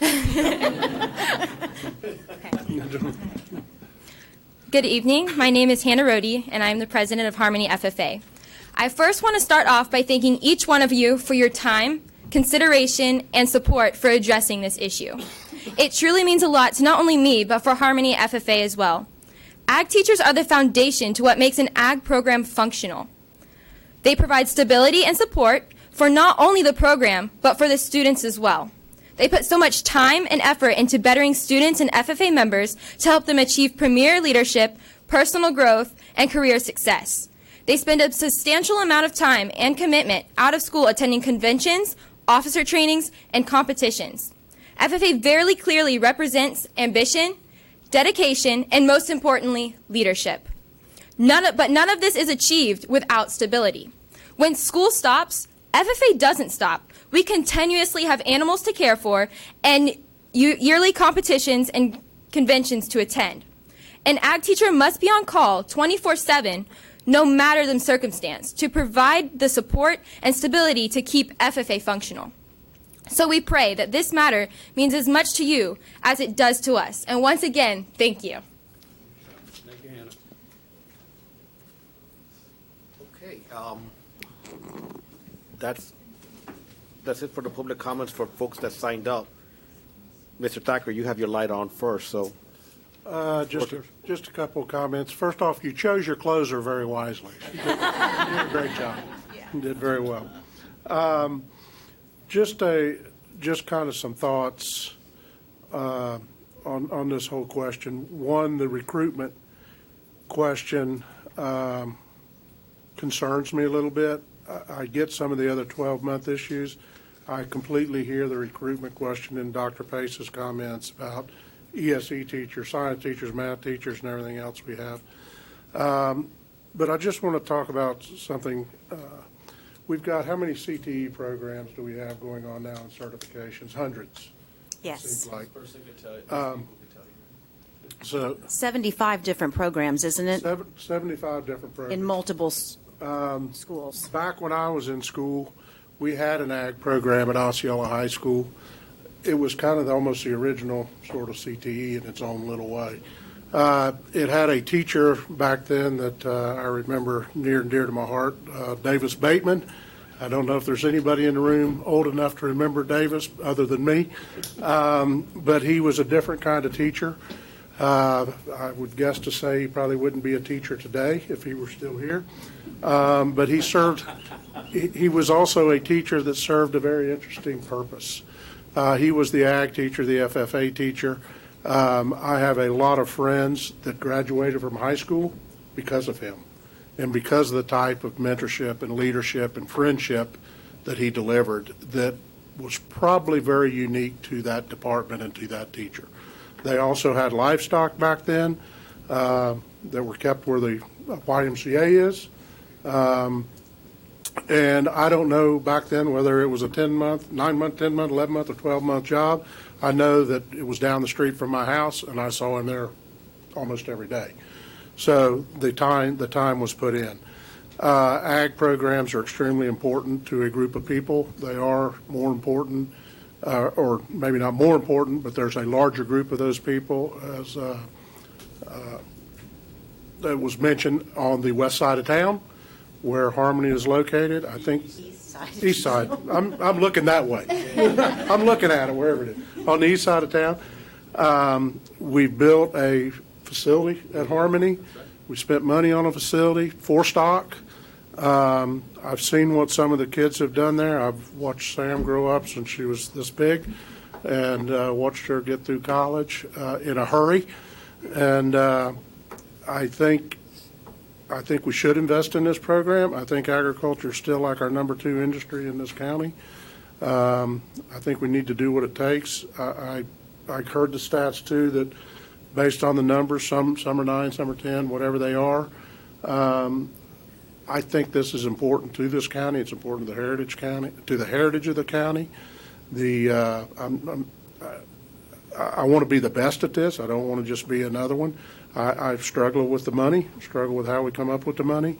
One thing that was mentioned was the 18 days off in a row. I would certainly hope whoever we hire for this position, if it goes, has these numbers of days off, that's between the principal and them. If we hire somebody who takes the first 18 days of school off, we hired the wrong person, as far as I'm concerned. So I think some of those things are surmountable. I'm not as concerned. I appreciate all of you coming out tonight. I appreciate your comments being positive and concise and not completely repetitive, so that was very nice, and nice job. So that's all I've got to say at this point. Thank you, Mr. Thacker. And Ms. Castillo? Sure. So, yes, I do want to commend everybody who came and commented positively about your passion and the reasons why you would like to have this as a 12-month program. but we have it as an 11-month program on the agenda. So we'll talk about that in a minute. So what I can appreciate everything that everybody said, and even though I wasn't born in Osceola County, I spent half my life here, and I am a native Floridian. So for me, this is my heritage as well. It's not just the heritage of certain people. It is the heritage of Osceola County as a whole, and I want to make sure that everyone understands that it is also my heritage. And I also understand, as we continue on this path of growing, that agriculture is actually going to become quite important. I don't think that we're expressing how important it is going to become for people to really understand where their food comes from, how their food is grown, and I appreciate that, and that is something that I'm really, really passionate about as well. I'm not as skilled as some of you students might be in that area, but I do understand and appreciate it. But for me, I am so incredibly focused on not what happens in one school, but what happens in other schools once this decision is made. I was talking to somebody about something earlier today, and they said, well, you just have that corporate mind. You think about things that are 4 steps ahead, and that is where my head is right now, right? Not just creating a robust program, which seems that you already have, and fostering that, but what's going to happen in Osceola High when one teacher is at a 10th month contract and we have someone else at a different contract? What is that going to say to our community? And I'm not going to sit here and say that that does not concern me, not just for one program, but for other programs to come. So for me, that is a hesitation that I don't know how I can get over. So, you know, I'm still deliberating in my own mind. I understand how important all of this is, but I always think not just what happens when this board makes a decision, but when other boards have to contend with the decision that we make tonight. So that is where my head is right now. Very good. Yeah. Ms. Castillo. Mr. Booth, the floor is yours. Yeah, I'd just say, to answer that, the only thing I'd say is we have an IB program at Gateway. It's special. We have Neo City High School, which is a special high school. We've got the Business Academy that we're building at Point Siena High School. So I think it's fine to have a really special ag program at Harmony High School. I mean, and I would support that. And just to go on that topic, 2% of the people feed everybody else. 2% of the people, let's support the future 2%. I'm going to make a motion right now for a 12-month ag position. I'll second it. I'm going to, you second? All right, so I have discussion. We have a motion by Mr. Booth to amend the item of the agenda. Correct. From To approval. amend item 13 from 11 to 12 months. Right. And with that amendment in mind, I have a second by Mr. Thacker. And I have just a brief comment. I agree with all the comments that were made here by every member of my board. Dr. Pace,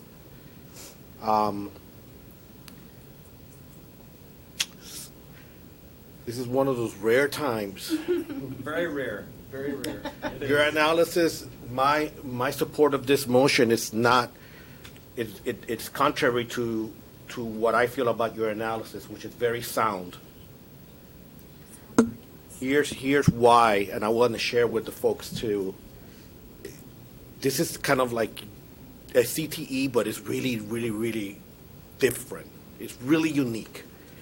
Not only in its task, I mean, I tell you, this was, by the way, instrumental in getting me to the point where I am.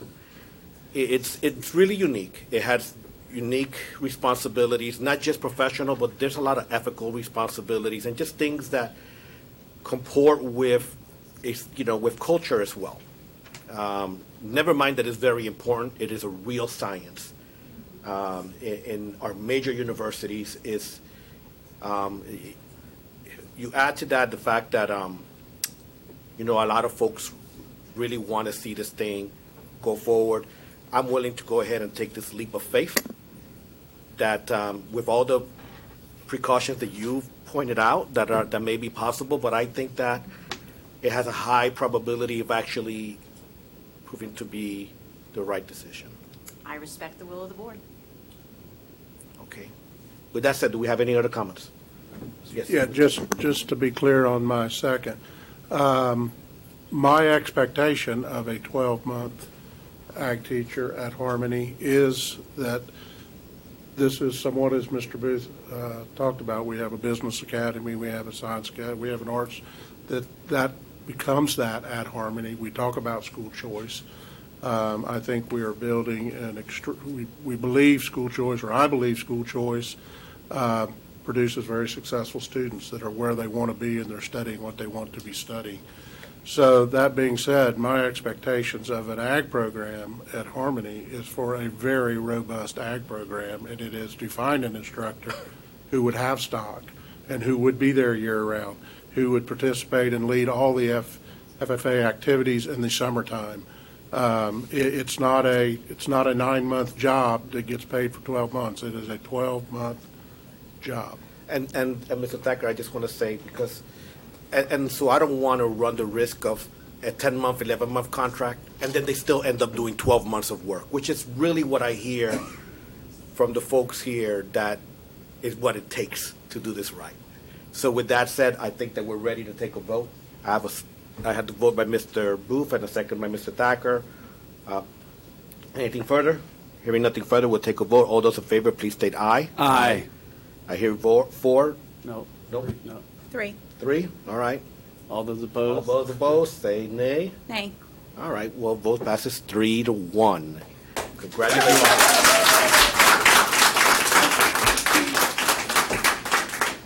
Thank you guys for coming out. Thank you for sharing. I learned a lot today. I have to go visit your program. And thank you for respecting the process. Bye. You've got all our support here, including the superintendent.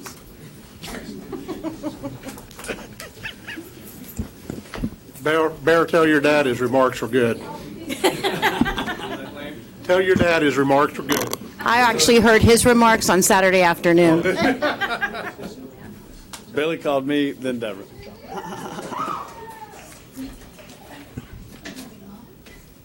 Okay, moving on.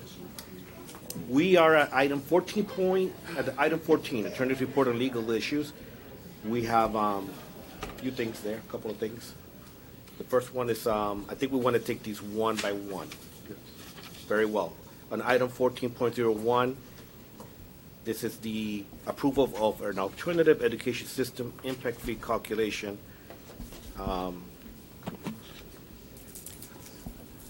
Do we have any motion to approve, or do you want to have discussion before we do anything with this I item? would recommend that we have the applicant who has applied for this pursuant to the applicable provisions of the county ordinance make his presentation. Very well. His attorney, Scott Glass. Very well. I advise Mr. Glass that the board has a 3-minute rule. And then when he's done, if there are questions, have the questions, but before you take any vote, Mr. Chairman, I'd like to address the issue. Very well. So we will begin with Mr. Glass. Welcome. Thank you for your patience. If I may, I have a handout, probably not written as well as the students. Hers is only a one-pager. Yeah, but I get paid by the word. Touche. They got theirs approved. And I apologize. You're Mr. Glass? I am. That is terrible. You bet. And on behalf of the 98%, and obviously a well-fed member of the 98%, thank you for your decision in favor of the 2%.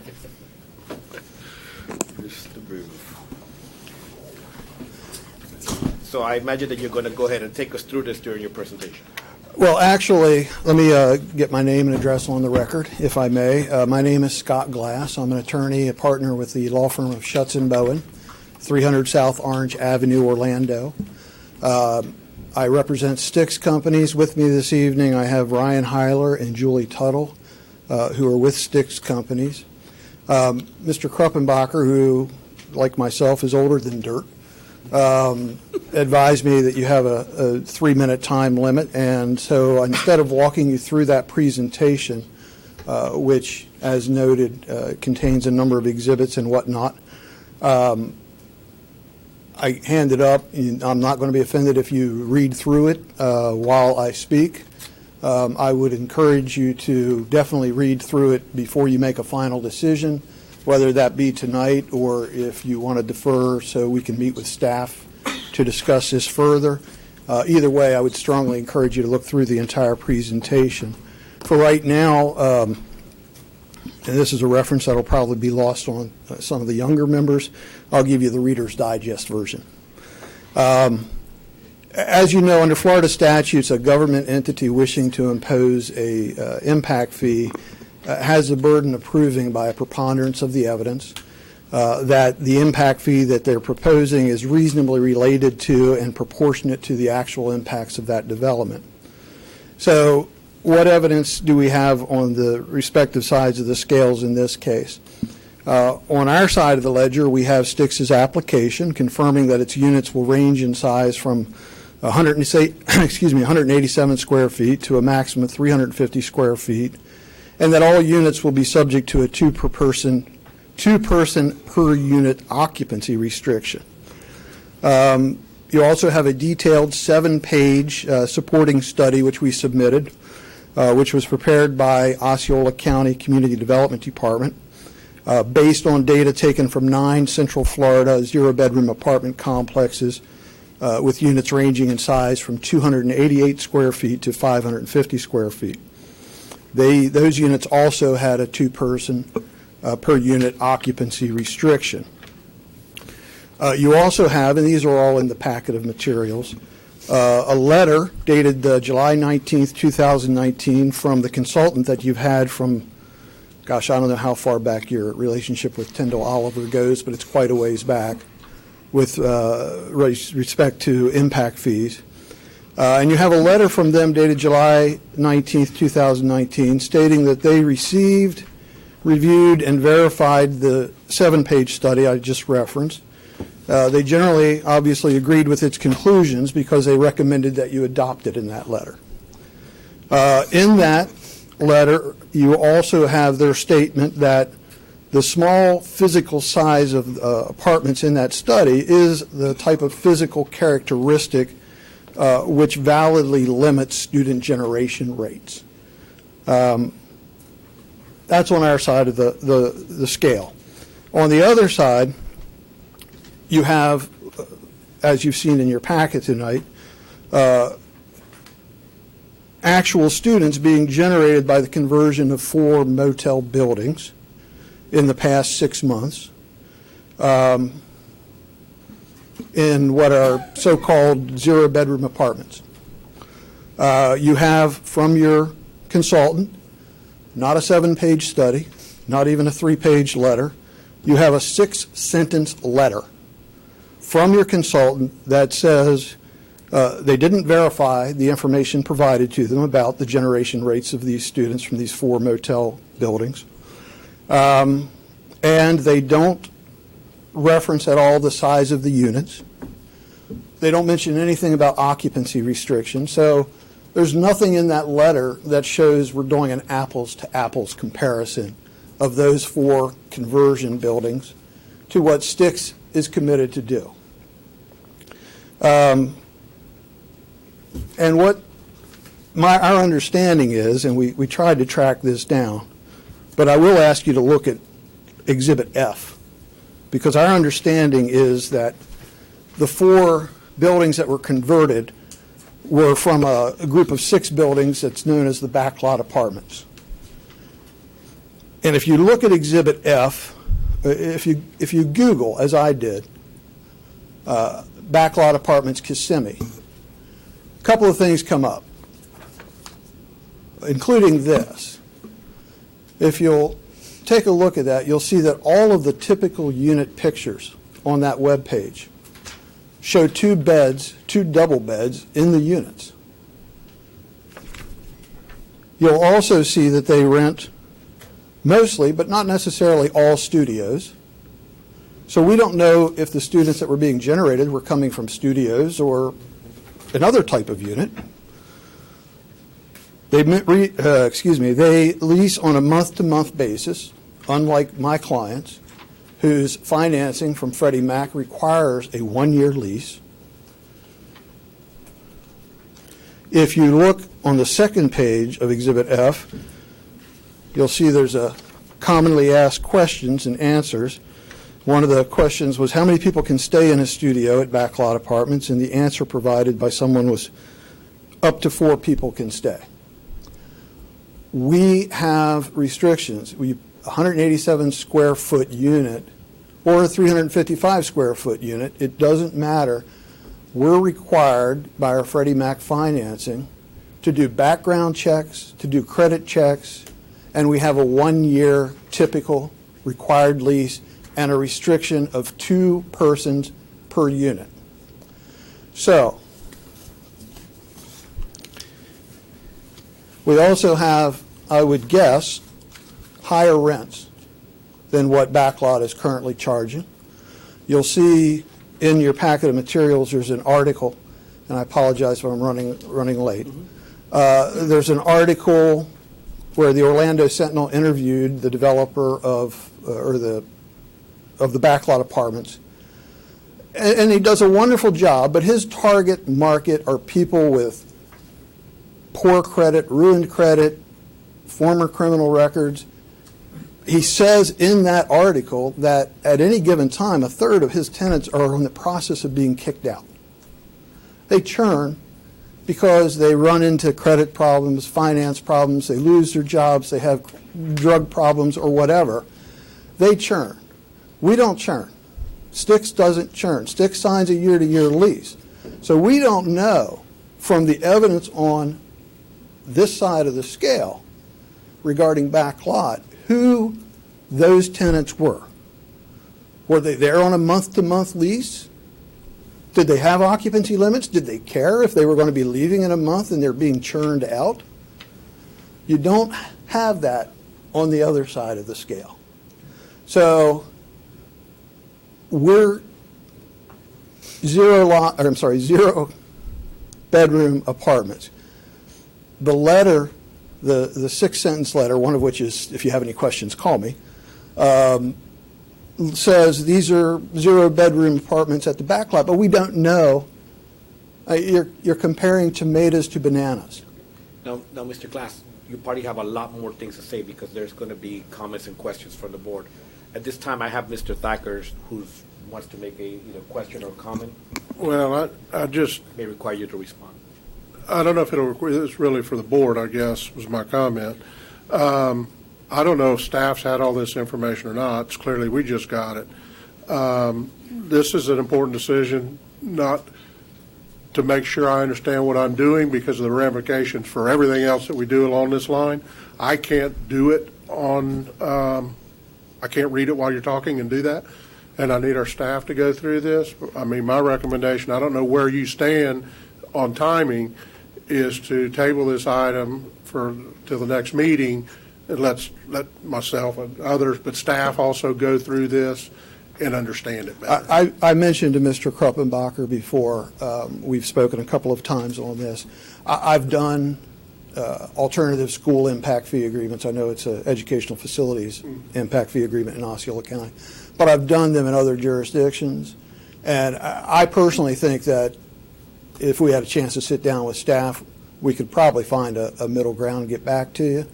And my clients don't, unless anything's changed, don't have an issue with deferring and coming back in 2 weeks. Mr. Chairman, I said when he came up, I wanted to, my recommendation was to defer it because as soon as Scott had it ready, the presentation, he got it to me. It was later this afternoon. I gave it to Rhonda when we made a copy, and our staff, we haven't had a chance to review what's been presented. I agree. He's okay with that. Yeah, so I agree. Yep. It's, Do you need a motion to table it?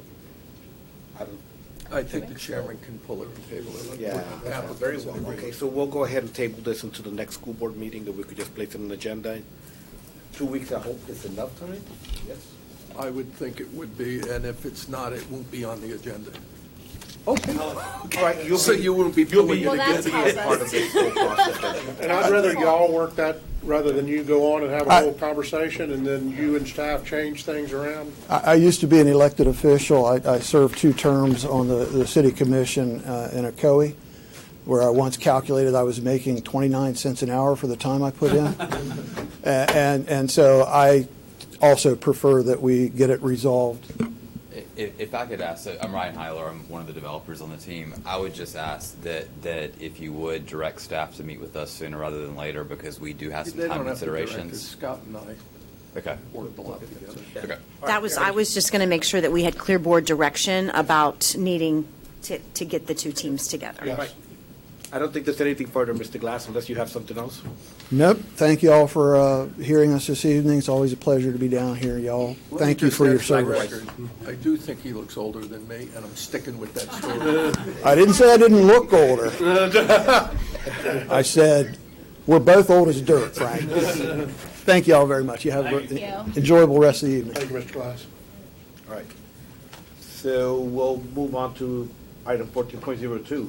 Mr. Kuchenbacher. Yes, members of the board, at the last meeting, board members raised an issue of having people telling them that they were recommending approval of development at the county, for the county, or at the county. And that was in contradiction to what you definitively stated was the board's position at the intergovernmental meeting that Mr. Thacker called with the board chair of the county. During the time between the last meeting and this meeting, Rhonda and I investigated the issue, and there is a slide presentation which I'll go through. And can we go to the next page? I don't know who controls this. Thank you. I understand that sometime in the 2019 summer timeframe, the county adopted an Osceola reporting software. Go to the next page. Next page, all right. That software says, permits the school board to include comments, but it has to pick one of these categories: approved, approved conditionally, denied, and passed. So the staff has, we learned, has put approved with their understanding, the school board staff, that they were saying there's no issues, all conditions have been met for capacity, and it can be handled. Right? It would be denied by the staff if they thought there should be mitigation of a school site dedicated if one was not dedicated for us. If you go to the next slide, please.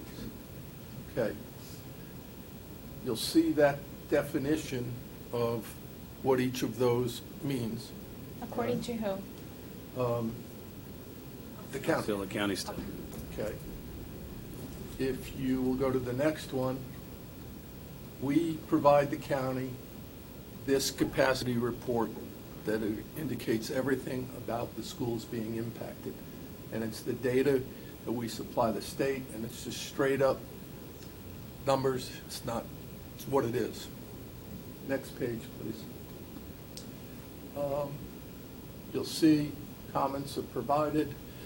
We chose, after the interlocal board meeting, we are very condensed and concise in what is mentioned, and we stay in our lane as it relates to schools. Next page, please. Describes everything we do, and I have a packet to give you of what we're going over, but I wanted you to see it on the screen. We're doing, next page,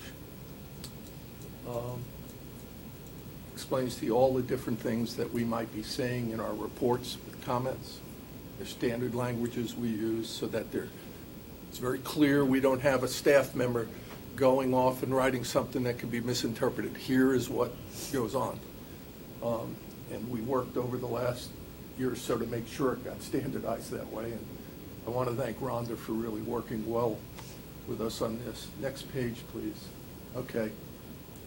Starting in December of this year, the county modified their documents as follows. Next page. This is the final agenda of the Development Review Committee. Next page. You'll see it says Osceola County School Board recommendation approval. So it started conveying to the public we were recommending approval of the projects, which we weren't. Correct. All right. Next, based upon the Based on computer the program. system. So it's the algorithm that is saying we approve. Is that what you're Well, no. saying? The what they say is approved, they then take it and put it in their agenda. So there's to a say- human component between Yes. the, one second, guys. There's a human component involved.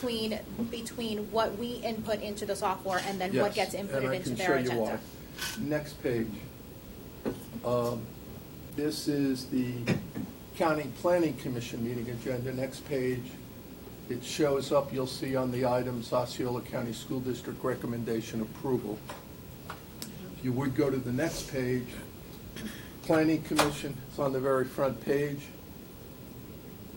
Osceola County School District recommendation approval. Next page, Board of County Commission's agenda, next page. You'll see, go to the next page. It represents that the Osceola County School District's recommendation is approval. So, Mr. Booth, I think we have found the basis for why people have asked you and Well, other board members, Whenever you're why are ready, you Mr. Chairman. supporting Yep. the So- development that has an impact? Let me just finish. Oh, yeah, please, sorry. Next No. page. Comments and discussion? That's comments and discussions. Now, finally, I got with Dr. Bass the minute we learned and figured it all out. Yep. And spoke with the chairman, and I did a letter to the county, which specifically pointed it out to Don Fisher and requested that they modify it. One, do not reflect we're approving it, and two, modify your algorithm or your system to provide us the Program. ability to say, here are our comments without an approval or denial.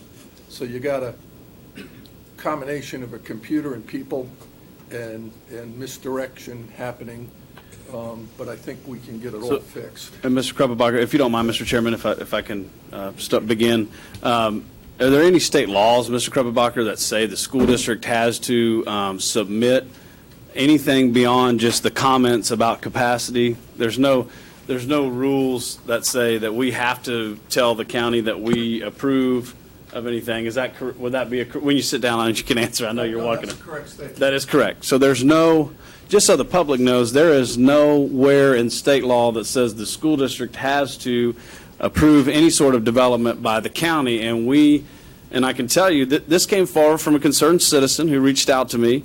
I had a nice long conversation, actually, a gentleman that both my mother and father taught in school. He's a longtime Osceola County resident, a nice gentleman. Just to point this out, and I said, no, sir.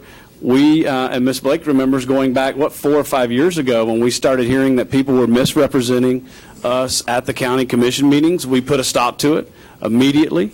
And then when we came forward with some of the, we wanted to straighten out some of the language that was being kicked around, and we had our community, our joint meeting with the county commission right here, I think, oh gosh, it's been a year ago now or something close to it, where we said, look, maybe not quite a year.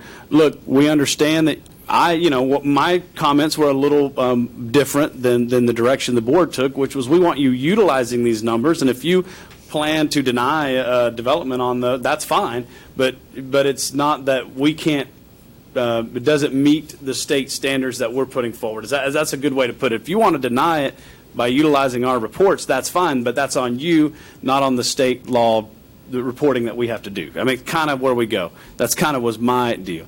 So this gentleman, and I said, hey, no, sir, we have expressly told any staff not to stand up at a county commission meeting and say we're approving recommendation. Ms. Blake knows right where I'm at because I talk to her all the time about this stuff. And then we had a joint meeting to specifically ask that the county commission, and it, again, wasn't my recommendation, but ask them not at all to use our numbers to approve or deny a development, just to use the numbers as stated that we have to provide by state law, per state law. Well, then he quickly sent me a snapshot photo of exactly this planning commission that you've presented tonight with the big, fat, bold letters that says Osceola County School District recommendation approval. Incorrect for everyone in the community. The school board, I mean, at least for me, this school board member, I don't want to speak for the rest of you, the school board does not recommend approval of developments. We submit language and capacity reports per state law so that the planning commission and then the county planning staff and then ultimately the county manager and the county commission make that decision, not the school board. And I had to apologize to this gentleman, and I'll be reaching out again. I wanted to wait till this meeting until you gave this report. I'll be reaching out to him tomorrow and to speak with him again and thank him for bringing this forward, because it's certainly something that we don't approve of, and I think we've made it clear over the past 4 or 5 years that we don't approve of it. And so let's get it right, and let's make sure county staff is doing their job correctly, and make sure that our staff is making sure they're not punching buttons they shouldn't be punching. So thank you, Rhonda, for the work you do, and thank you, Mr. Krumpenbacher. Mr. Thacker. Just, I didn't hear the start of your comments. I apologize. But I just want to chime in on one thing. I agree that we're not approving developments or disapproving developments. We are providing data that state requires us to provide. And even though there's times when that data shows we may not have capacity, it doesn't take into account every single thing that happens. And the fact that we charge impact fees at the full rate means our development from a school construction standpoint the growth pays for itself. So it's not the reason for. Mr. Chairman? Yes, sir. Let me say, we have a great relationship working with the county. Yes. Superintendent, the board members, et cetera. This is what happens as you develop stuff and create new programs. The one thing I wanted to Small problem, but let's fix it. Yeah. We have communicated, Dr. Pace had me communicate with Don that the only body that can officially approve or disapprove a project where they would want to tell the county that from the school board would be if this board voted. No staff member can do it. Correct. There may be times as we go forward where the staff comes and says, we are recommending that you authorize staff to say, we can't agree with this project because there's no capacity and we have a real Absolutely type thing. Yep. But beyond that, the staff tries to stay enormously neutral in this at figuring out how to make it work. And so, I think this will get fixed and the relationship will just get stronger, but that's what and by no means that I want to say we have I have a great relationship with Mr. Fisher and all the county commissioners really, and I want to make sure we know. But again, small problem. The public perception of it is a little different. But just get it fixed going forward, we'll be fine. All right. Mr. Krumpenbacher? You still have 14.03. You want to make some more comments? Members of the board. What? More comments? We let him have 3 agenda items. Basically has the entire 2 is the new agenda max sequestered. for Frank Krumpenbacher. He gets the third one. Members of the board, at the last meeting, the issue of food service came up. Yes. And Coke and ice, et cetera. Oh, I did this years ago, and I was like, oh, God, I got to do it again. Food service, I want to illustrate for you the magnitude of which the federal government and state government regulate food service in schools in Florida, particularly, just in Florida, with the lever that if you violate the rules, we're taking away your funding type thing, or fining you type thing. And we really, last year, kind of got warned. Yes. Right. There are, if you look up smart snacks, you can find 100 sub-advisory or more opinions from them on what it all means. Is Kona Ice included on Smart Snack? No. All right. Guidelines for competition. If you look up this lunch program, it's like somebody every day is issuing another thing, and they quote the other things. So you got to keep reading everything to figure out what the trail is. Case law. Yes. Special dietary needs. So Regulatory guidance for sponsors of the child healthy school teams. You got a lot of papers over there, Frank. So let me like we did Mr. Glass. You got that big stack. You got to give us the Reader's Digest. Let me give you the Reader's Digest version. Yeah. All right. If you were to ask for anything, I would tell you that I wouldn't make a move to authorize anything without writing and getting it in writing approved from both the federal government and the, by the way, I called the Department of Education, and they reminded me, Frank, we're real pleased to tell you, it's now handled by the Department of Agriculture. And I mean, so the reality is this. You cannot sell non-nutritional stuff during that period. You can't compete with your food service during. We adopted a rule that went from midnight to 3:30, right? Going from midnight to, we made it longer for a reason. 3:30 in the afternoon. In the afternoon. PM, yep. Right, correct. So not before until after. You can have a limited number of fundraisers, but if you're going to have a fundraiser involving food, it's got to be nutritional food, and you got to go through all these hoops, all right? It is my recommendation, having read everything and read what we did, that your superintendent brought forth the rule that literally avoided confusion and avoided the problems of, and I'll take Kona Ice, which is a great partner, all right? We're now eliminating them from doing anything in schools? Is that? Well, the reality is, after 3:30, the reality is we would have to literally vet everything they're going to sell against, does it fit within one of these? Sure. Interpret it, and it's not Kona Ice that I'm worried about. It's, I remember one time. The Harmony FFA selling brownies? There was a menu with snacks, right? And we did an agreement for him to have a snack machine, et cetera, right? We had specifics. You can't put certain things.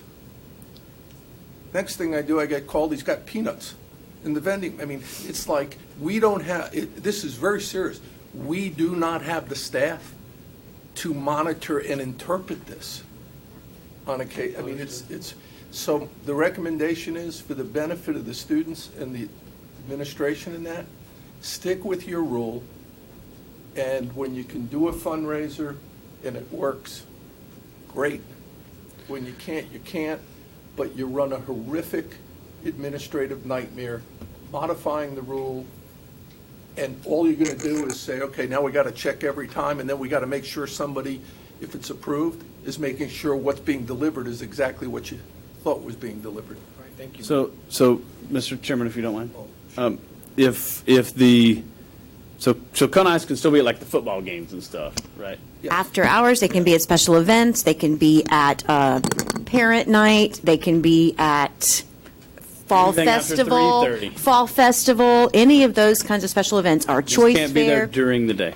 just not during recess. Gotcha. The other problem is, candidly, in your elementary and middle school, the other thing that I'm chatting with Randy about, recess is supposed to be an activity period. You will have people in Tallahassee saying, eating Kona Ice is not activity. No, I mean, so as much as they're trying to help us, I was really almost dumbfounded the degree to which the healthy food program has just exploded in terms of requirements and rules. Thank you for your work on that. Appreciate it. Board, anything further on the topic? One last thing. That's 14.03. Hey, I got some stuff done earlier. That's right, we did. We need an executive session on pardon me? On the 18th on collective bargaining. All right? So there'll be one following. We can discuss any and all topics of this related to executive collective bargaining. Okay, great, thank you. Okay. All right, so we had a lot of sugary treat discussion today. We are well versed. Well versed, yes, indeed. So, Superintendent?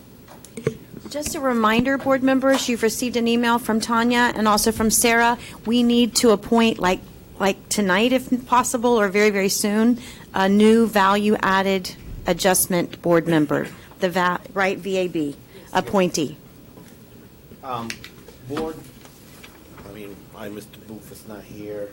Yeah. You have anything you propose? I nominate Mr. Booth.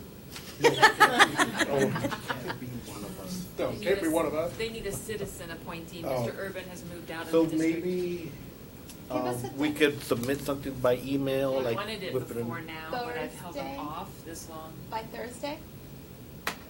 You have a lot of friends. I would appoint somebody who's qualified. You have a lot of qualified friends. I can have a recommendation by Thursday, if you guys can commit to that. Yes, yes, Yeah. yes. That'd be great. Great, thank you. Thank you for saving us from this one.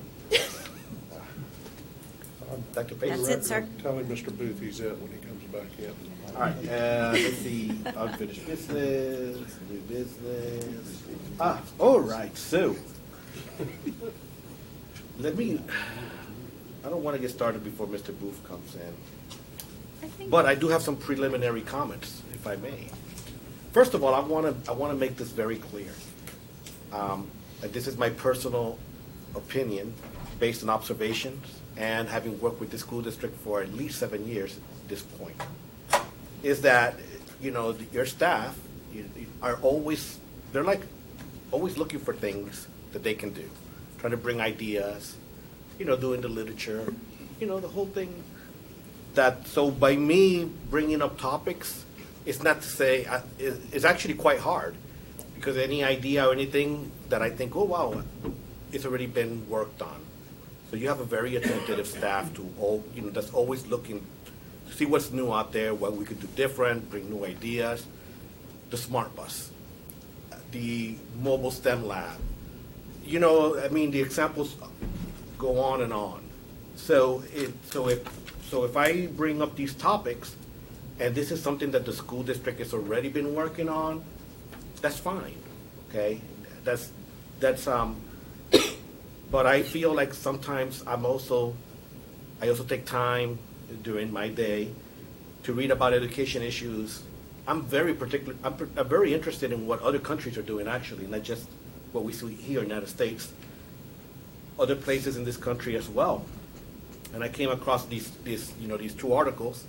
I put them in here to give us an opportunity, not because I'm advocating for any of them, but to just give the board and members of the public and the staff an opportunity to just discuss the basics of it.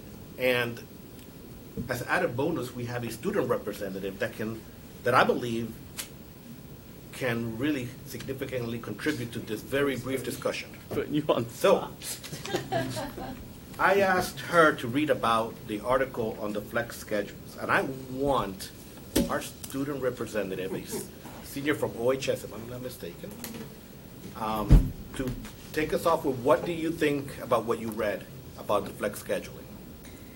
Like this one? Yes. Okay. I kind of have mixed feelings about it. First off, I want to say that coming from OHS, I started off high school on the 8 to 3 schedule, and even though I'm not really okay with waking up early, I kind of like the schedule because it gives students more opportunity to get things done in the afternoon. But since I recently started working, I realized that when you're in high school, you're kind of limited on how much you can do in the afternoon because, again, you still got to sleep just to repeat the day. So when reading this, it says that high school starts at 3 p.m. for these Michigan students. It's a flex schedule for them to choose kind of virtually how they do their schedule. And I realized that while reading this that the starting at 3 p.m. I think is really cool because they're getting more in their morning through days and through work than like we would get starting off our day at 8 a.m. But at the same time, some of the concerns in the article, they also said that they're less social. They don't, it's more in the night. It's where they can just be by themselves. And I feel like in a regular school setting, we have that opportunity to network. So, that would be my only problem with this. But I think it's pretty cool.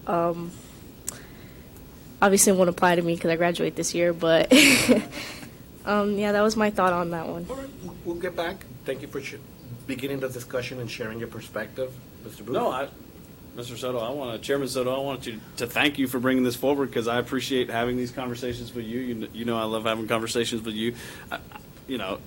I think if I was to look at this, I would say we already kind of offer something like this because you could do virtual school, right? And you could just do it at home whenever you want it.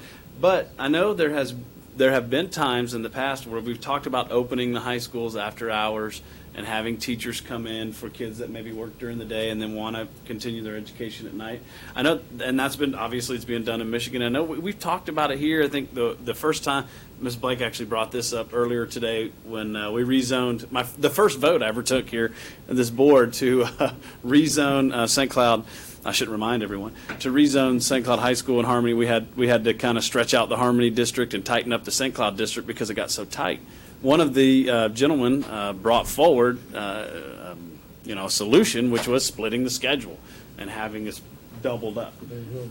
I don't know if that's exactly what they're talking about in the article, but it is talking about offering that opportunity. I guess, I think it's interesting, and I think it could work for some students. I would just say we probably already kind of offer something like this with our virtual school option. I have Ms. Castillo.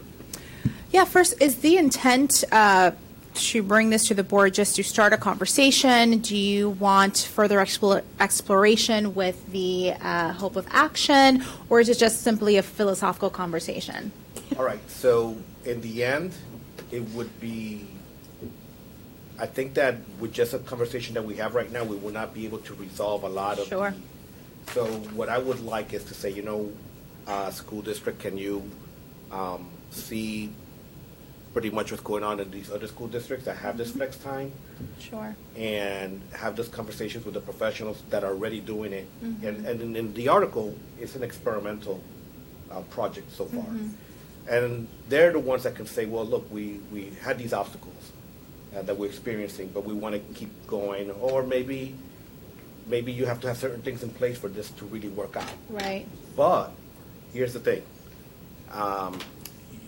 Utilization of our facilities, that's a plus, right? If we're, we have these great schools, these brand new schools, these buildings that pretty much after 3 o'clock or something could be shut down. Auditoriums, things like that. Who knows? If the demand is there, if the student population is there, that's important. Number 2, dual enrollment. Well, I'll tell you right now, if someone wants to dual enroll and they want to take physical science courses, it's a little bit more difficult than just say, I'll find something that fits to do dual enrollment. Get a high school schedule. And so, again, this flexibility could help out those students. And then you also have teachers and staff. I think that option also for staff can be a morale booster. It could there could be certain staff that say, I like this change. Or I have small children and this would work better for me, for my spouse. So for all of those things, I think it's worth that, we explore these options. And I have a feeling that the community would like us to explore these type of things. And because if they're feasible, they may actually benefit a large segment of the Osceola County residents. Okay. Hey, by the way, I'm sorry about the long answer. No, that's totally fine. I know that there's a lot to say. I'm usually the one that's quite short. So yes, great. Thank you for clearing that up. For me, I guess if we are exploring this, I'm just curious because we did just change our schedule, so I don't know disruption-wise if that's going to be an issue. But also, too, you mentioned the possibility of utilizing our facilities later on in the day. I would be curious to know what the impact of that would be on energy costs and other things like itemized in that way. Because although I do think that there is possibly, I don't want to say market, but it is, right? There might be there might be a need for certain students and even teachers to explore this kind of different schedule. I would be curious to know what the impact would be on the district and, of course, as always, the bottom line. And something like this would be starting very, very limited. Actually, you would try to gauge what the utilization would be before you even start. So you wouldn't probably, it could just be a limit at some point. It could be 2 schools at max point, or it could be more. But it has to be justified as you just described. Sure. I like the conversation. And I love the word flex schedules. It's right for abuse. Some people flex schedules mean because I can get around when nobody's watching and I don't have to do as much. I think, Dr. Pace, you can correct me if I'm wrong, I think we have a charter school in our district that offers this type of instruction. I also think that they had a graduation rate of 20% this year. So it's, while I'm not totally opposed to the concept, I think you've got some of a virtual school. I think we have a school that's doing it that doesn't have a very good track record at this point. That's not to say it can't work. I don't think she could have said it better. There's more to school than just what you get in the classroom. And myself, very personally, I have a real issue with somebody that does total virtual school because there's a lot more to growing up and learning than knowing how to read, write, do high math. It's being able to have a conversation with others and that sort of thing. So I think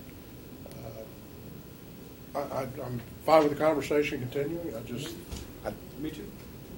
Yeah, I think the comments from our student representatives are actually very, very important.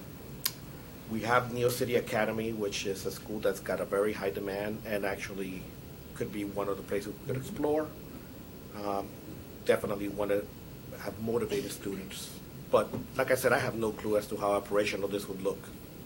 I don't even want to get into that. And certainly, Mr. Soto, I appreciate you sharing this information with us. As you chatted with me last week, I did share it with our senior focus group on Friday morning and got some feedback from them. I didn't have a huge turnout. I think it was like 15 or 16 kids, but from schools across the district. They saw it as appealing to kind of your non-traditional student, your student who, for example, may be needing to work more during the day to help support their families, support their needs, maybe young moms or young dads who might be looking for some kind of an alternative option.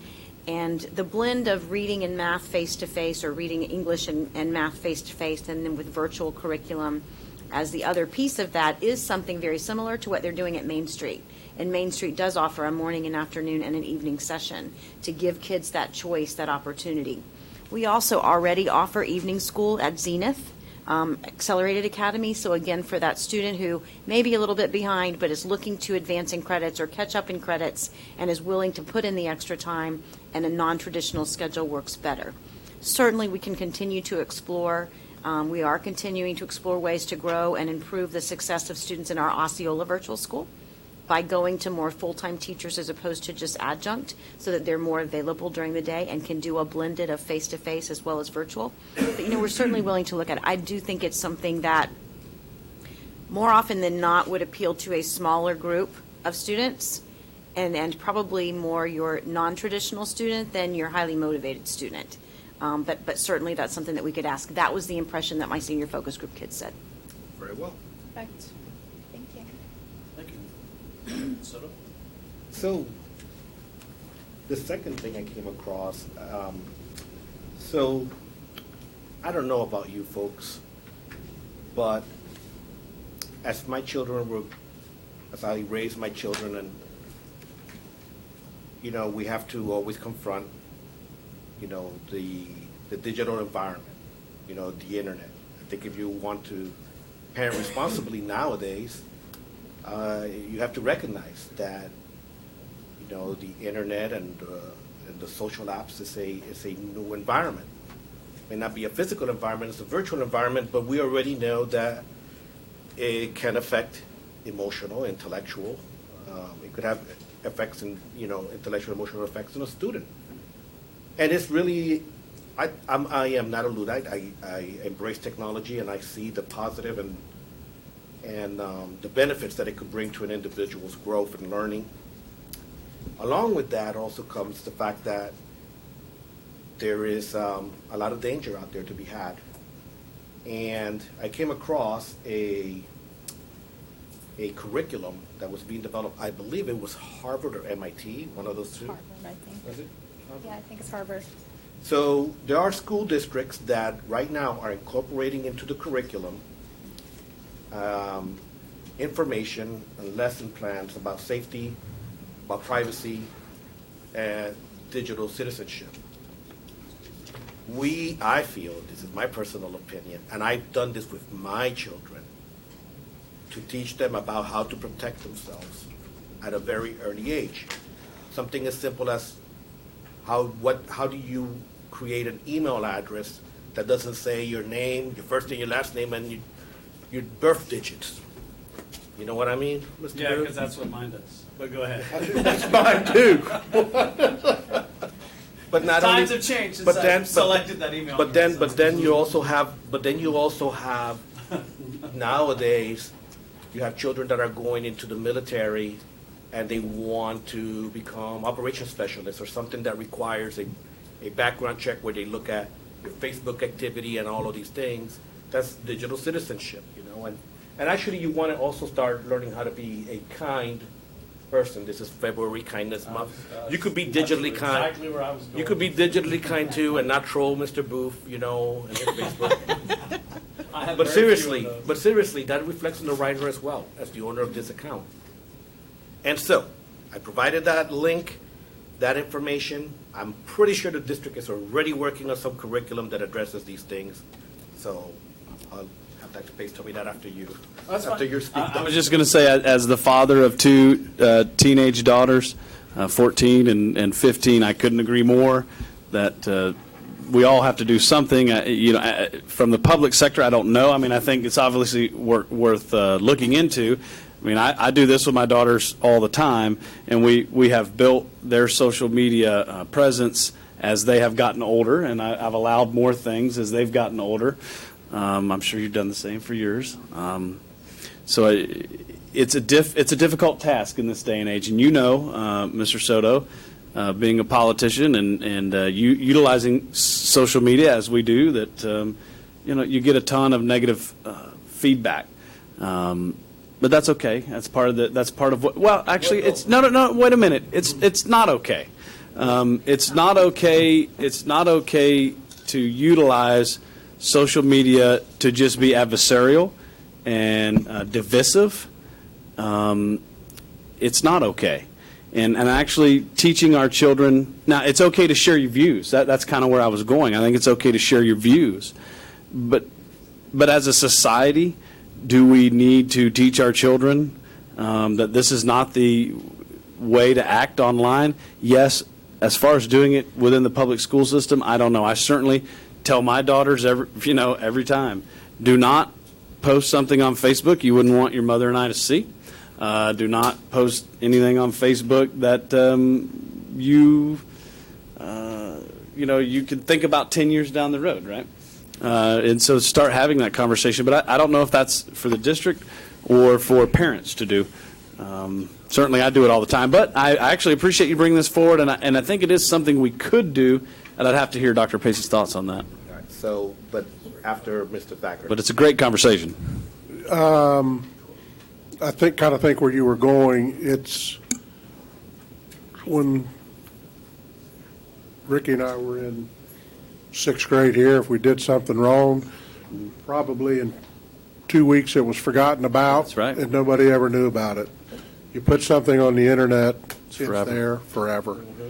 I know when my daughter was in college at Vanderbilt, she had a couple friends that were extremely active and political in the university. One of them was accepted to law school at most of the Ivy League schools, and somebody had a little photo booth, and a guy and a girl went in the photo booth, took some inappropriate pictures. He lost all of his offers, and they're there forever. Mm-hmm. And getting children to realize, I don't know how early you start to teach them that it's there forever. And to use that judgment. Yeah, I know. I'm very thankful right now that my kids are approaching 30. They can screw up however they want now.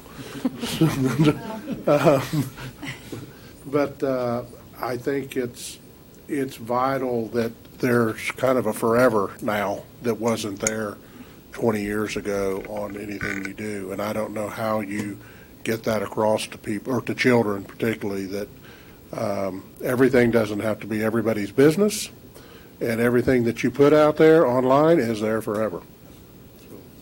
Ms. Castillo.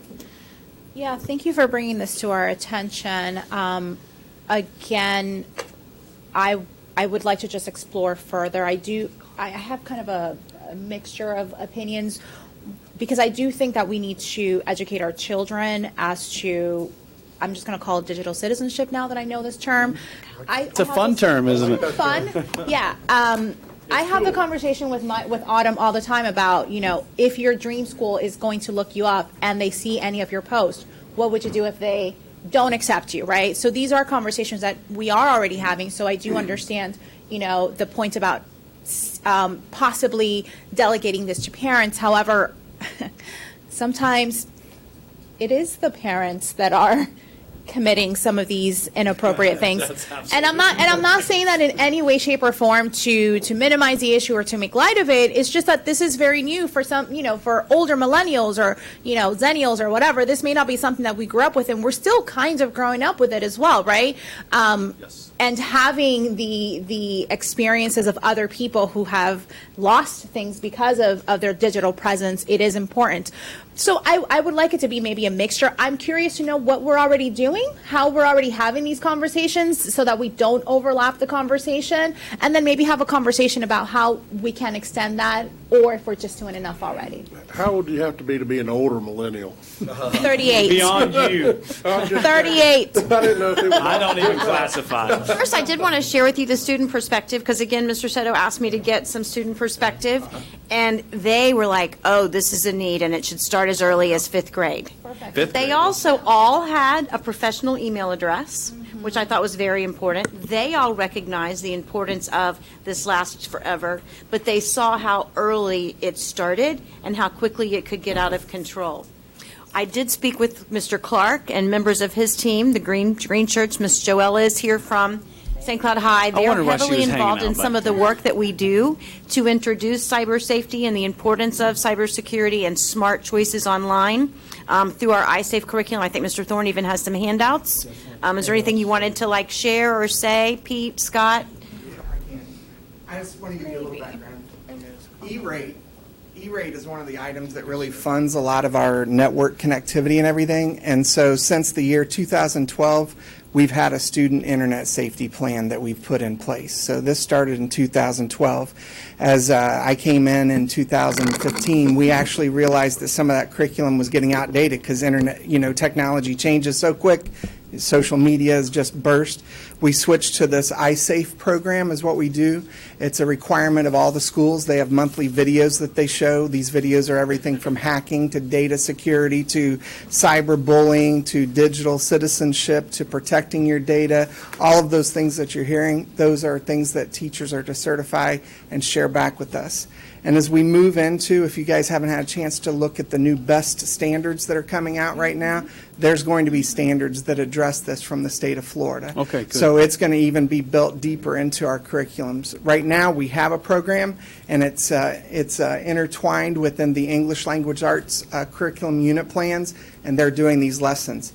Within the iSafe program, there's 3 required lessons of 3 areas that they have to do lessons, but there's a multitude of choices. And a matter of fact, when you go on the iSafe website, even I went in there again this morning, there's new lessons that get added every day according to what the current technologies are. Mr. Thorne actually has a copy of our student internet safety plan that we put out for this year, and he'll be able to share this with you so you can have a copy of what we've been putting in place. Mr. Chairman. Thank you, Pete. Good. Thank you, Pete. Thank you, Scott. I just actually feel morally compelled to tell you this because I'm concerned. Morally compelled. Yeah, I'll tell you. You'll understand why. On yesterday, I was asked to meet with parents by another superintendent in which their 12-year-old girl, a boy, accused her of certain things online without any basis. By 12 o'clock that night, she had 100-plus death threats. Oh my goodness. Sure. She hasn't been in school in 3 weeks. And the problem is parents come to the school wanting the school to take jurisdiction. They may not have jurisdiction. Mm-hmm. So in terms of protecting the district, inculcating in these young people, you don't use social media to attack one another is going to keep us out. And I get these calls. See, adults do it all the time. Even, well, no, I'm going to be quiet on that one. No, Definitely worthy conversation, so thank you. I think it's a great conversation. I'd just like to add that, I think Mr. Thacker touched on it a little bit about what would happen when we were in school. I can remember my grandfather in Alabama, not here, but it was my grandmother would go to the beauty parlor. That's where they talked about stuff, and he'd go down to the coffee shop and smoke cigarettes and drink coffee all morning, and that's where they talked about stuff. You could deny stuff, say stuff, and there's only 10 or 12 people going to hear you. And so when you put it out there, like for this next generation coming behind us, Mr. Thacker's whatever generation he is, those folks are actually, I think, struggling the most with what do I say and when do I say it. I think our kids are actually probably doing better than some of the folks in Mr. Thacker's generation, because if you see what's been online right now, look, I have a daughter that gets the benefit of going to a lot of college camps for sports. Number one thing that all these coaches tell them is never post on social media what you would not want a college coach to see. Every college coach that has spoken to my daughter says that, every single one. So it's a big deal for them. I think it's a big deal for everyone, and that's just the college athletic community. But this is a big deal, and I want to thank you for bringing it forward, Mr. Soto. I would like to leave the last word to our student representative on this topic. Yeah. Okay.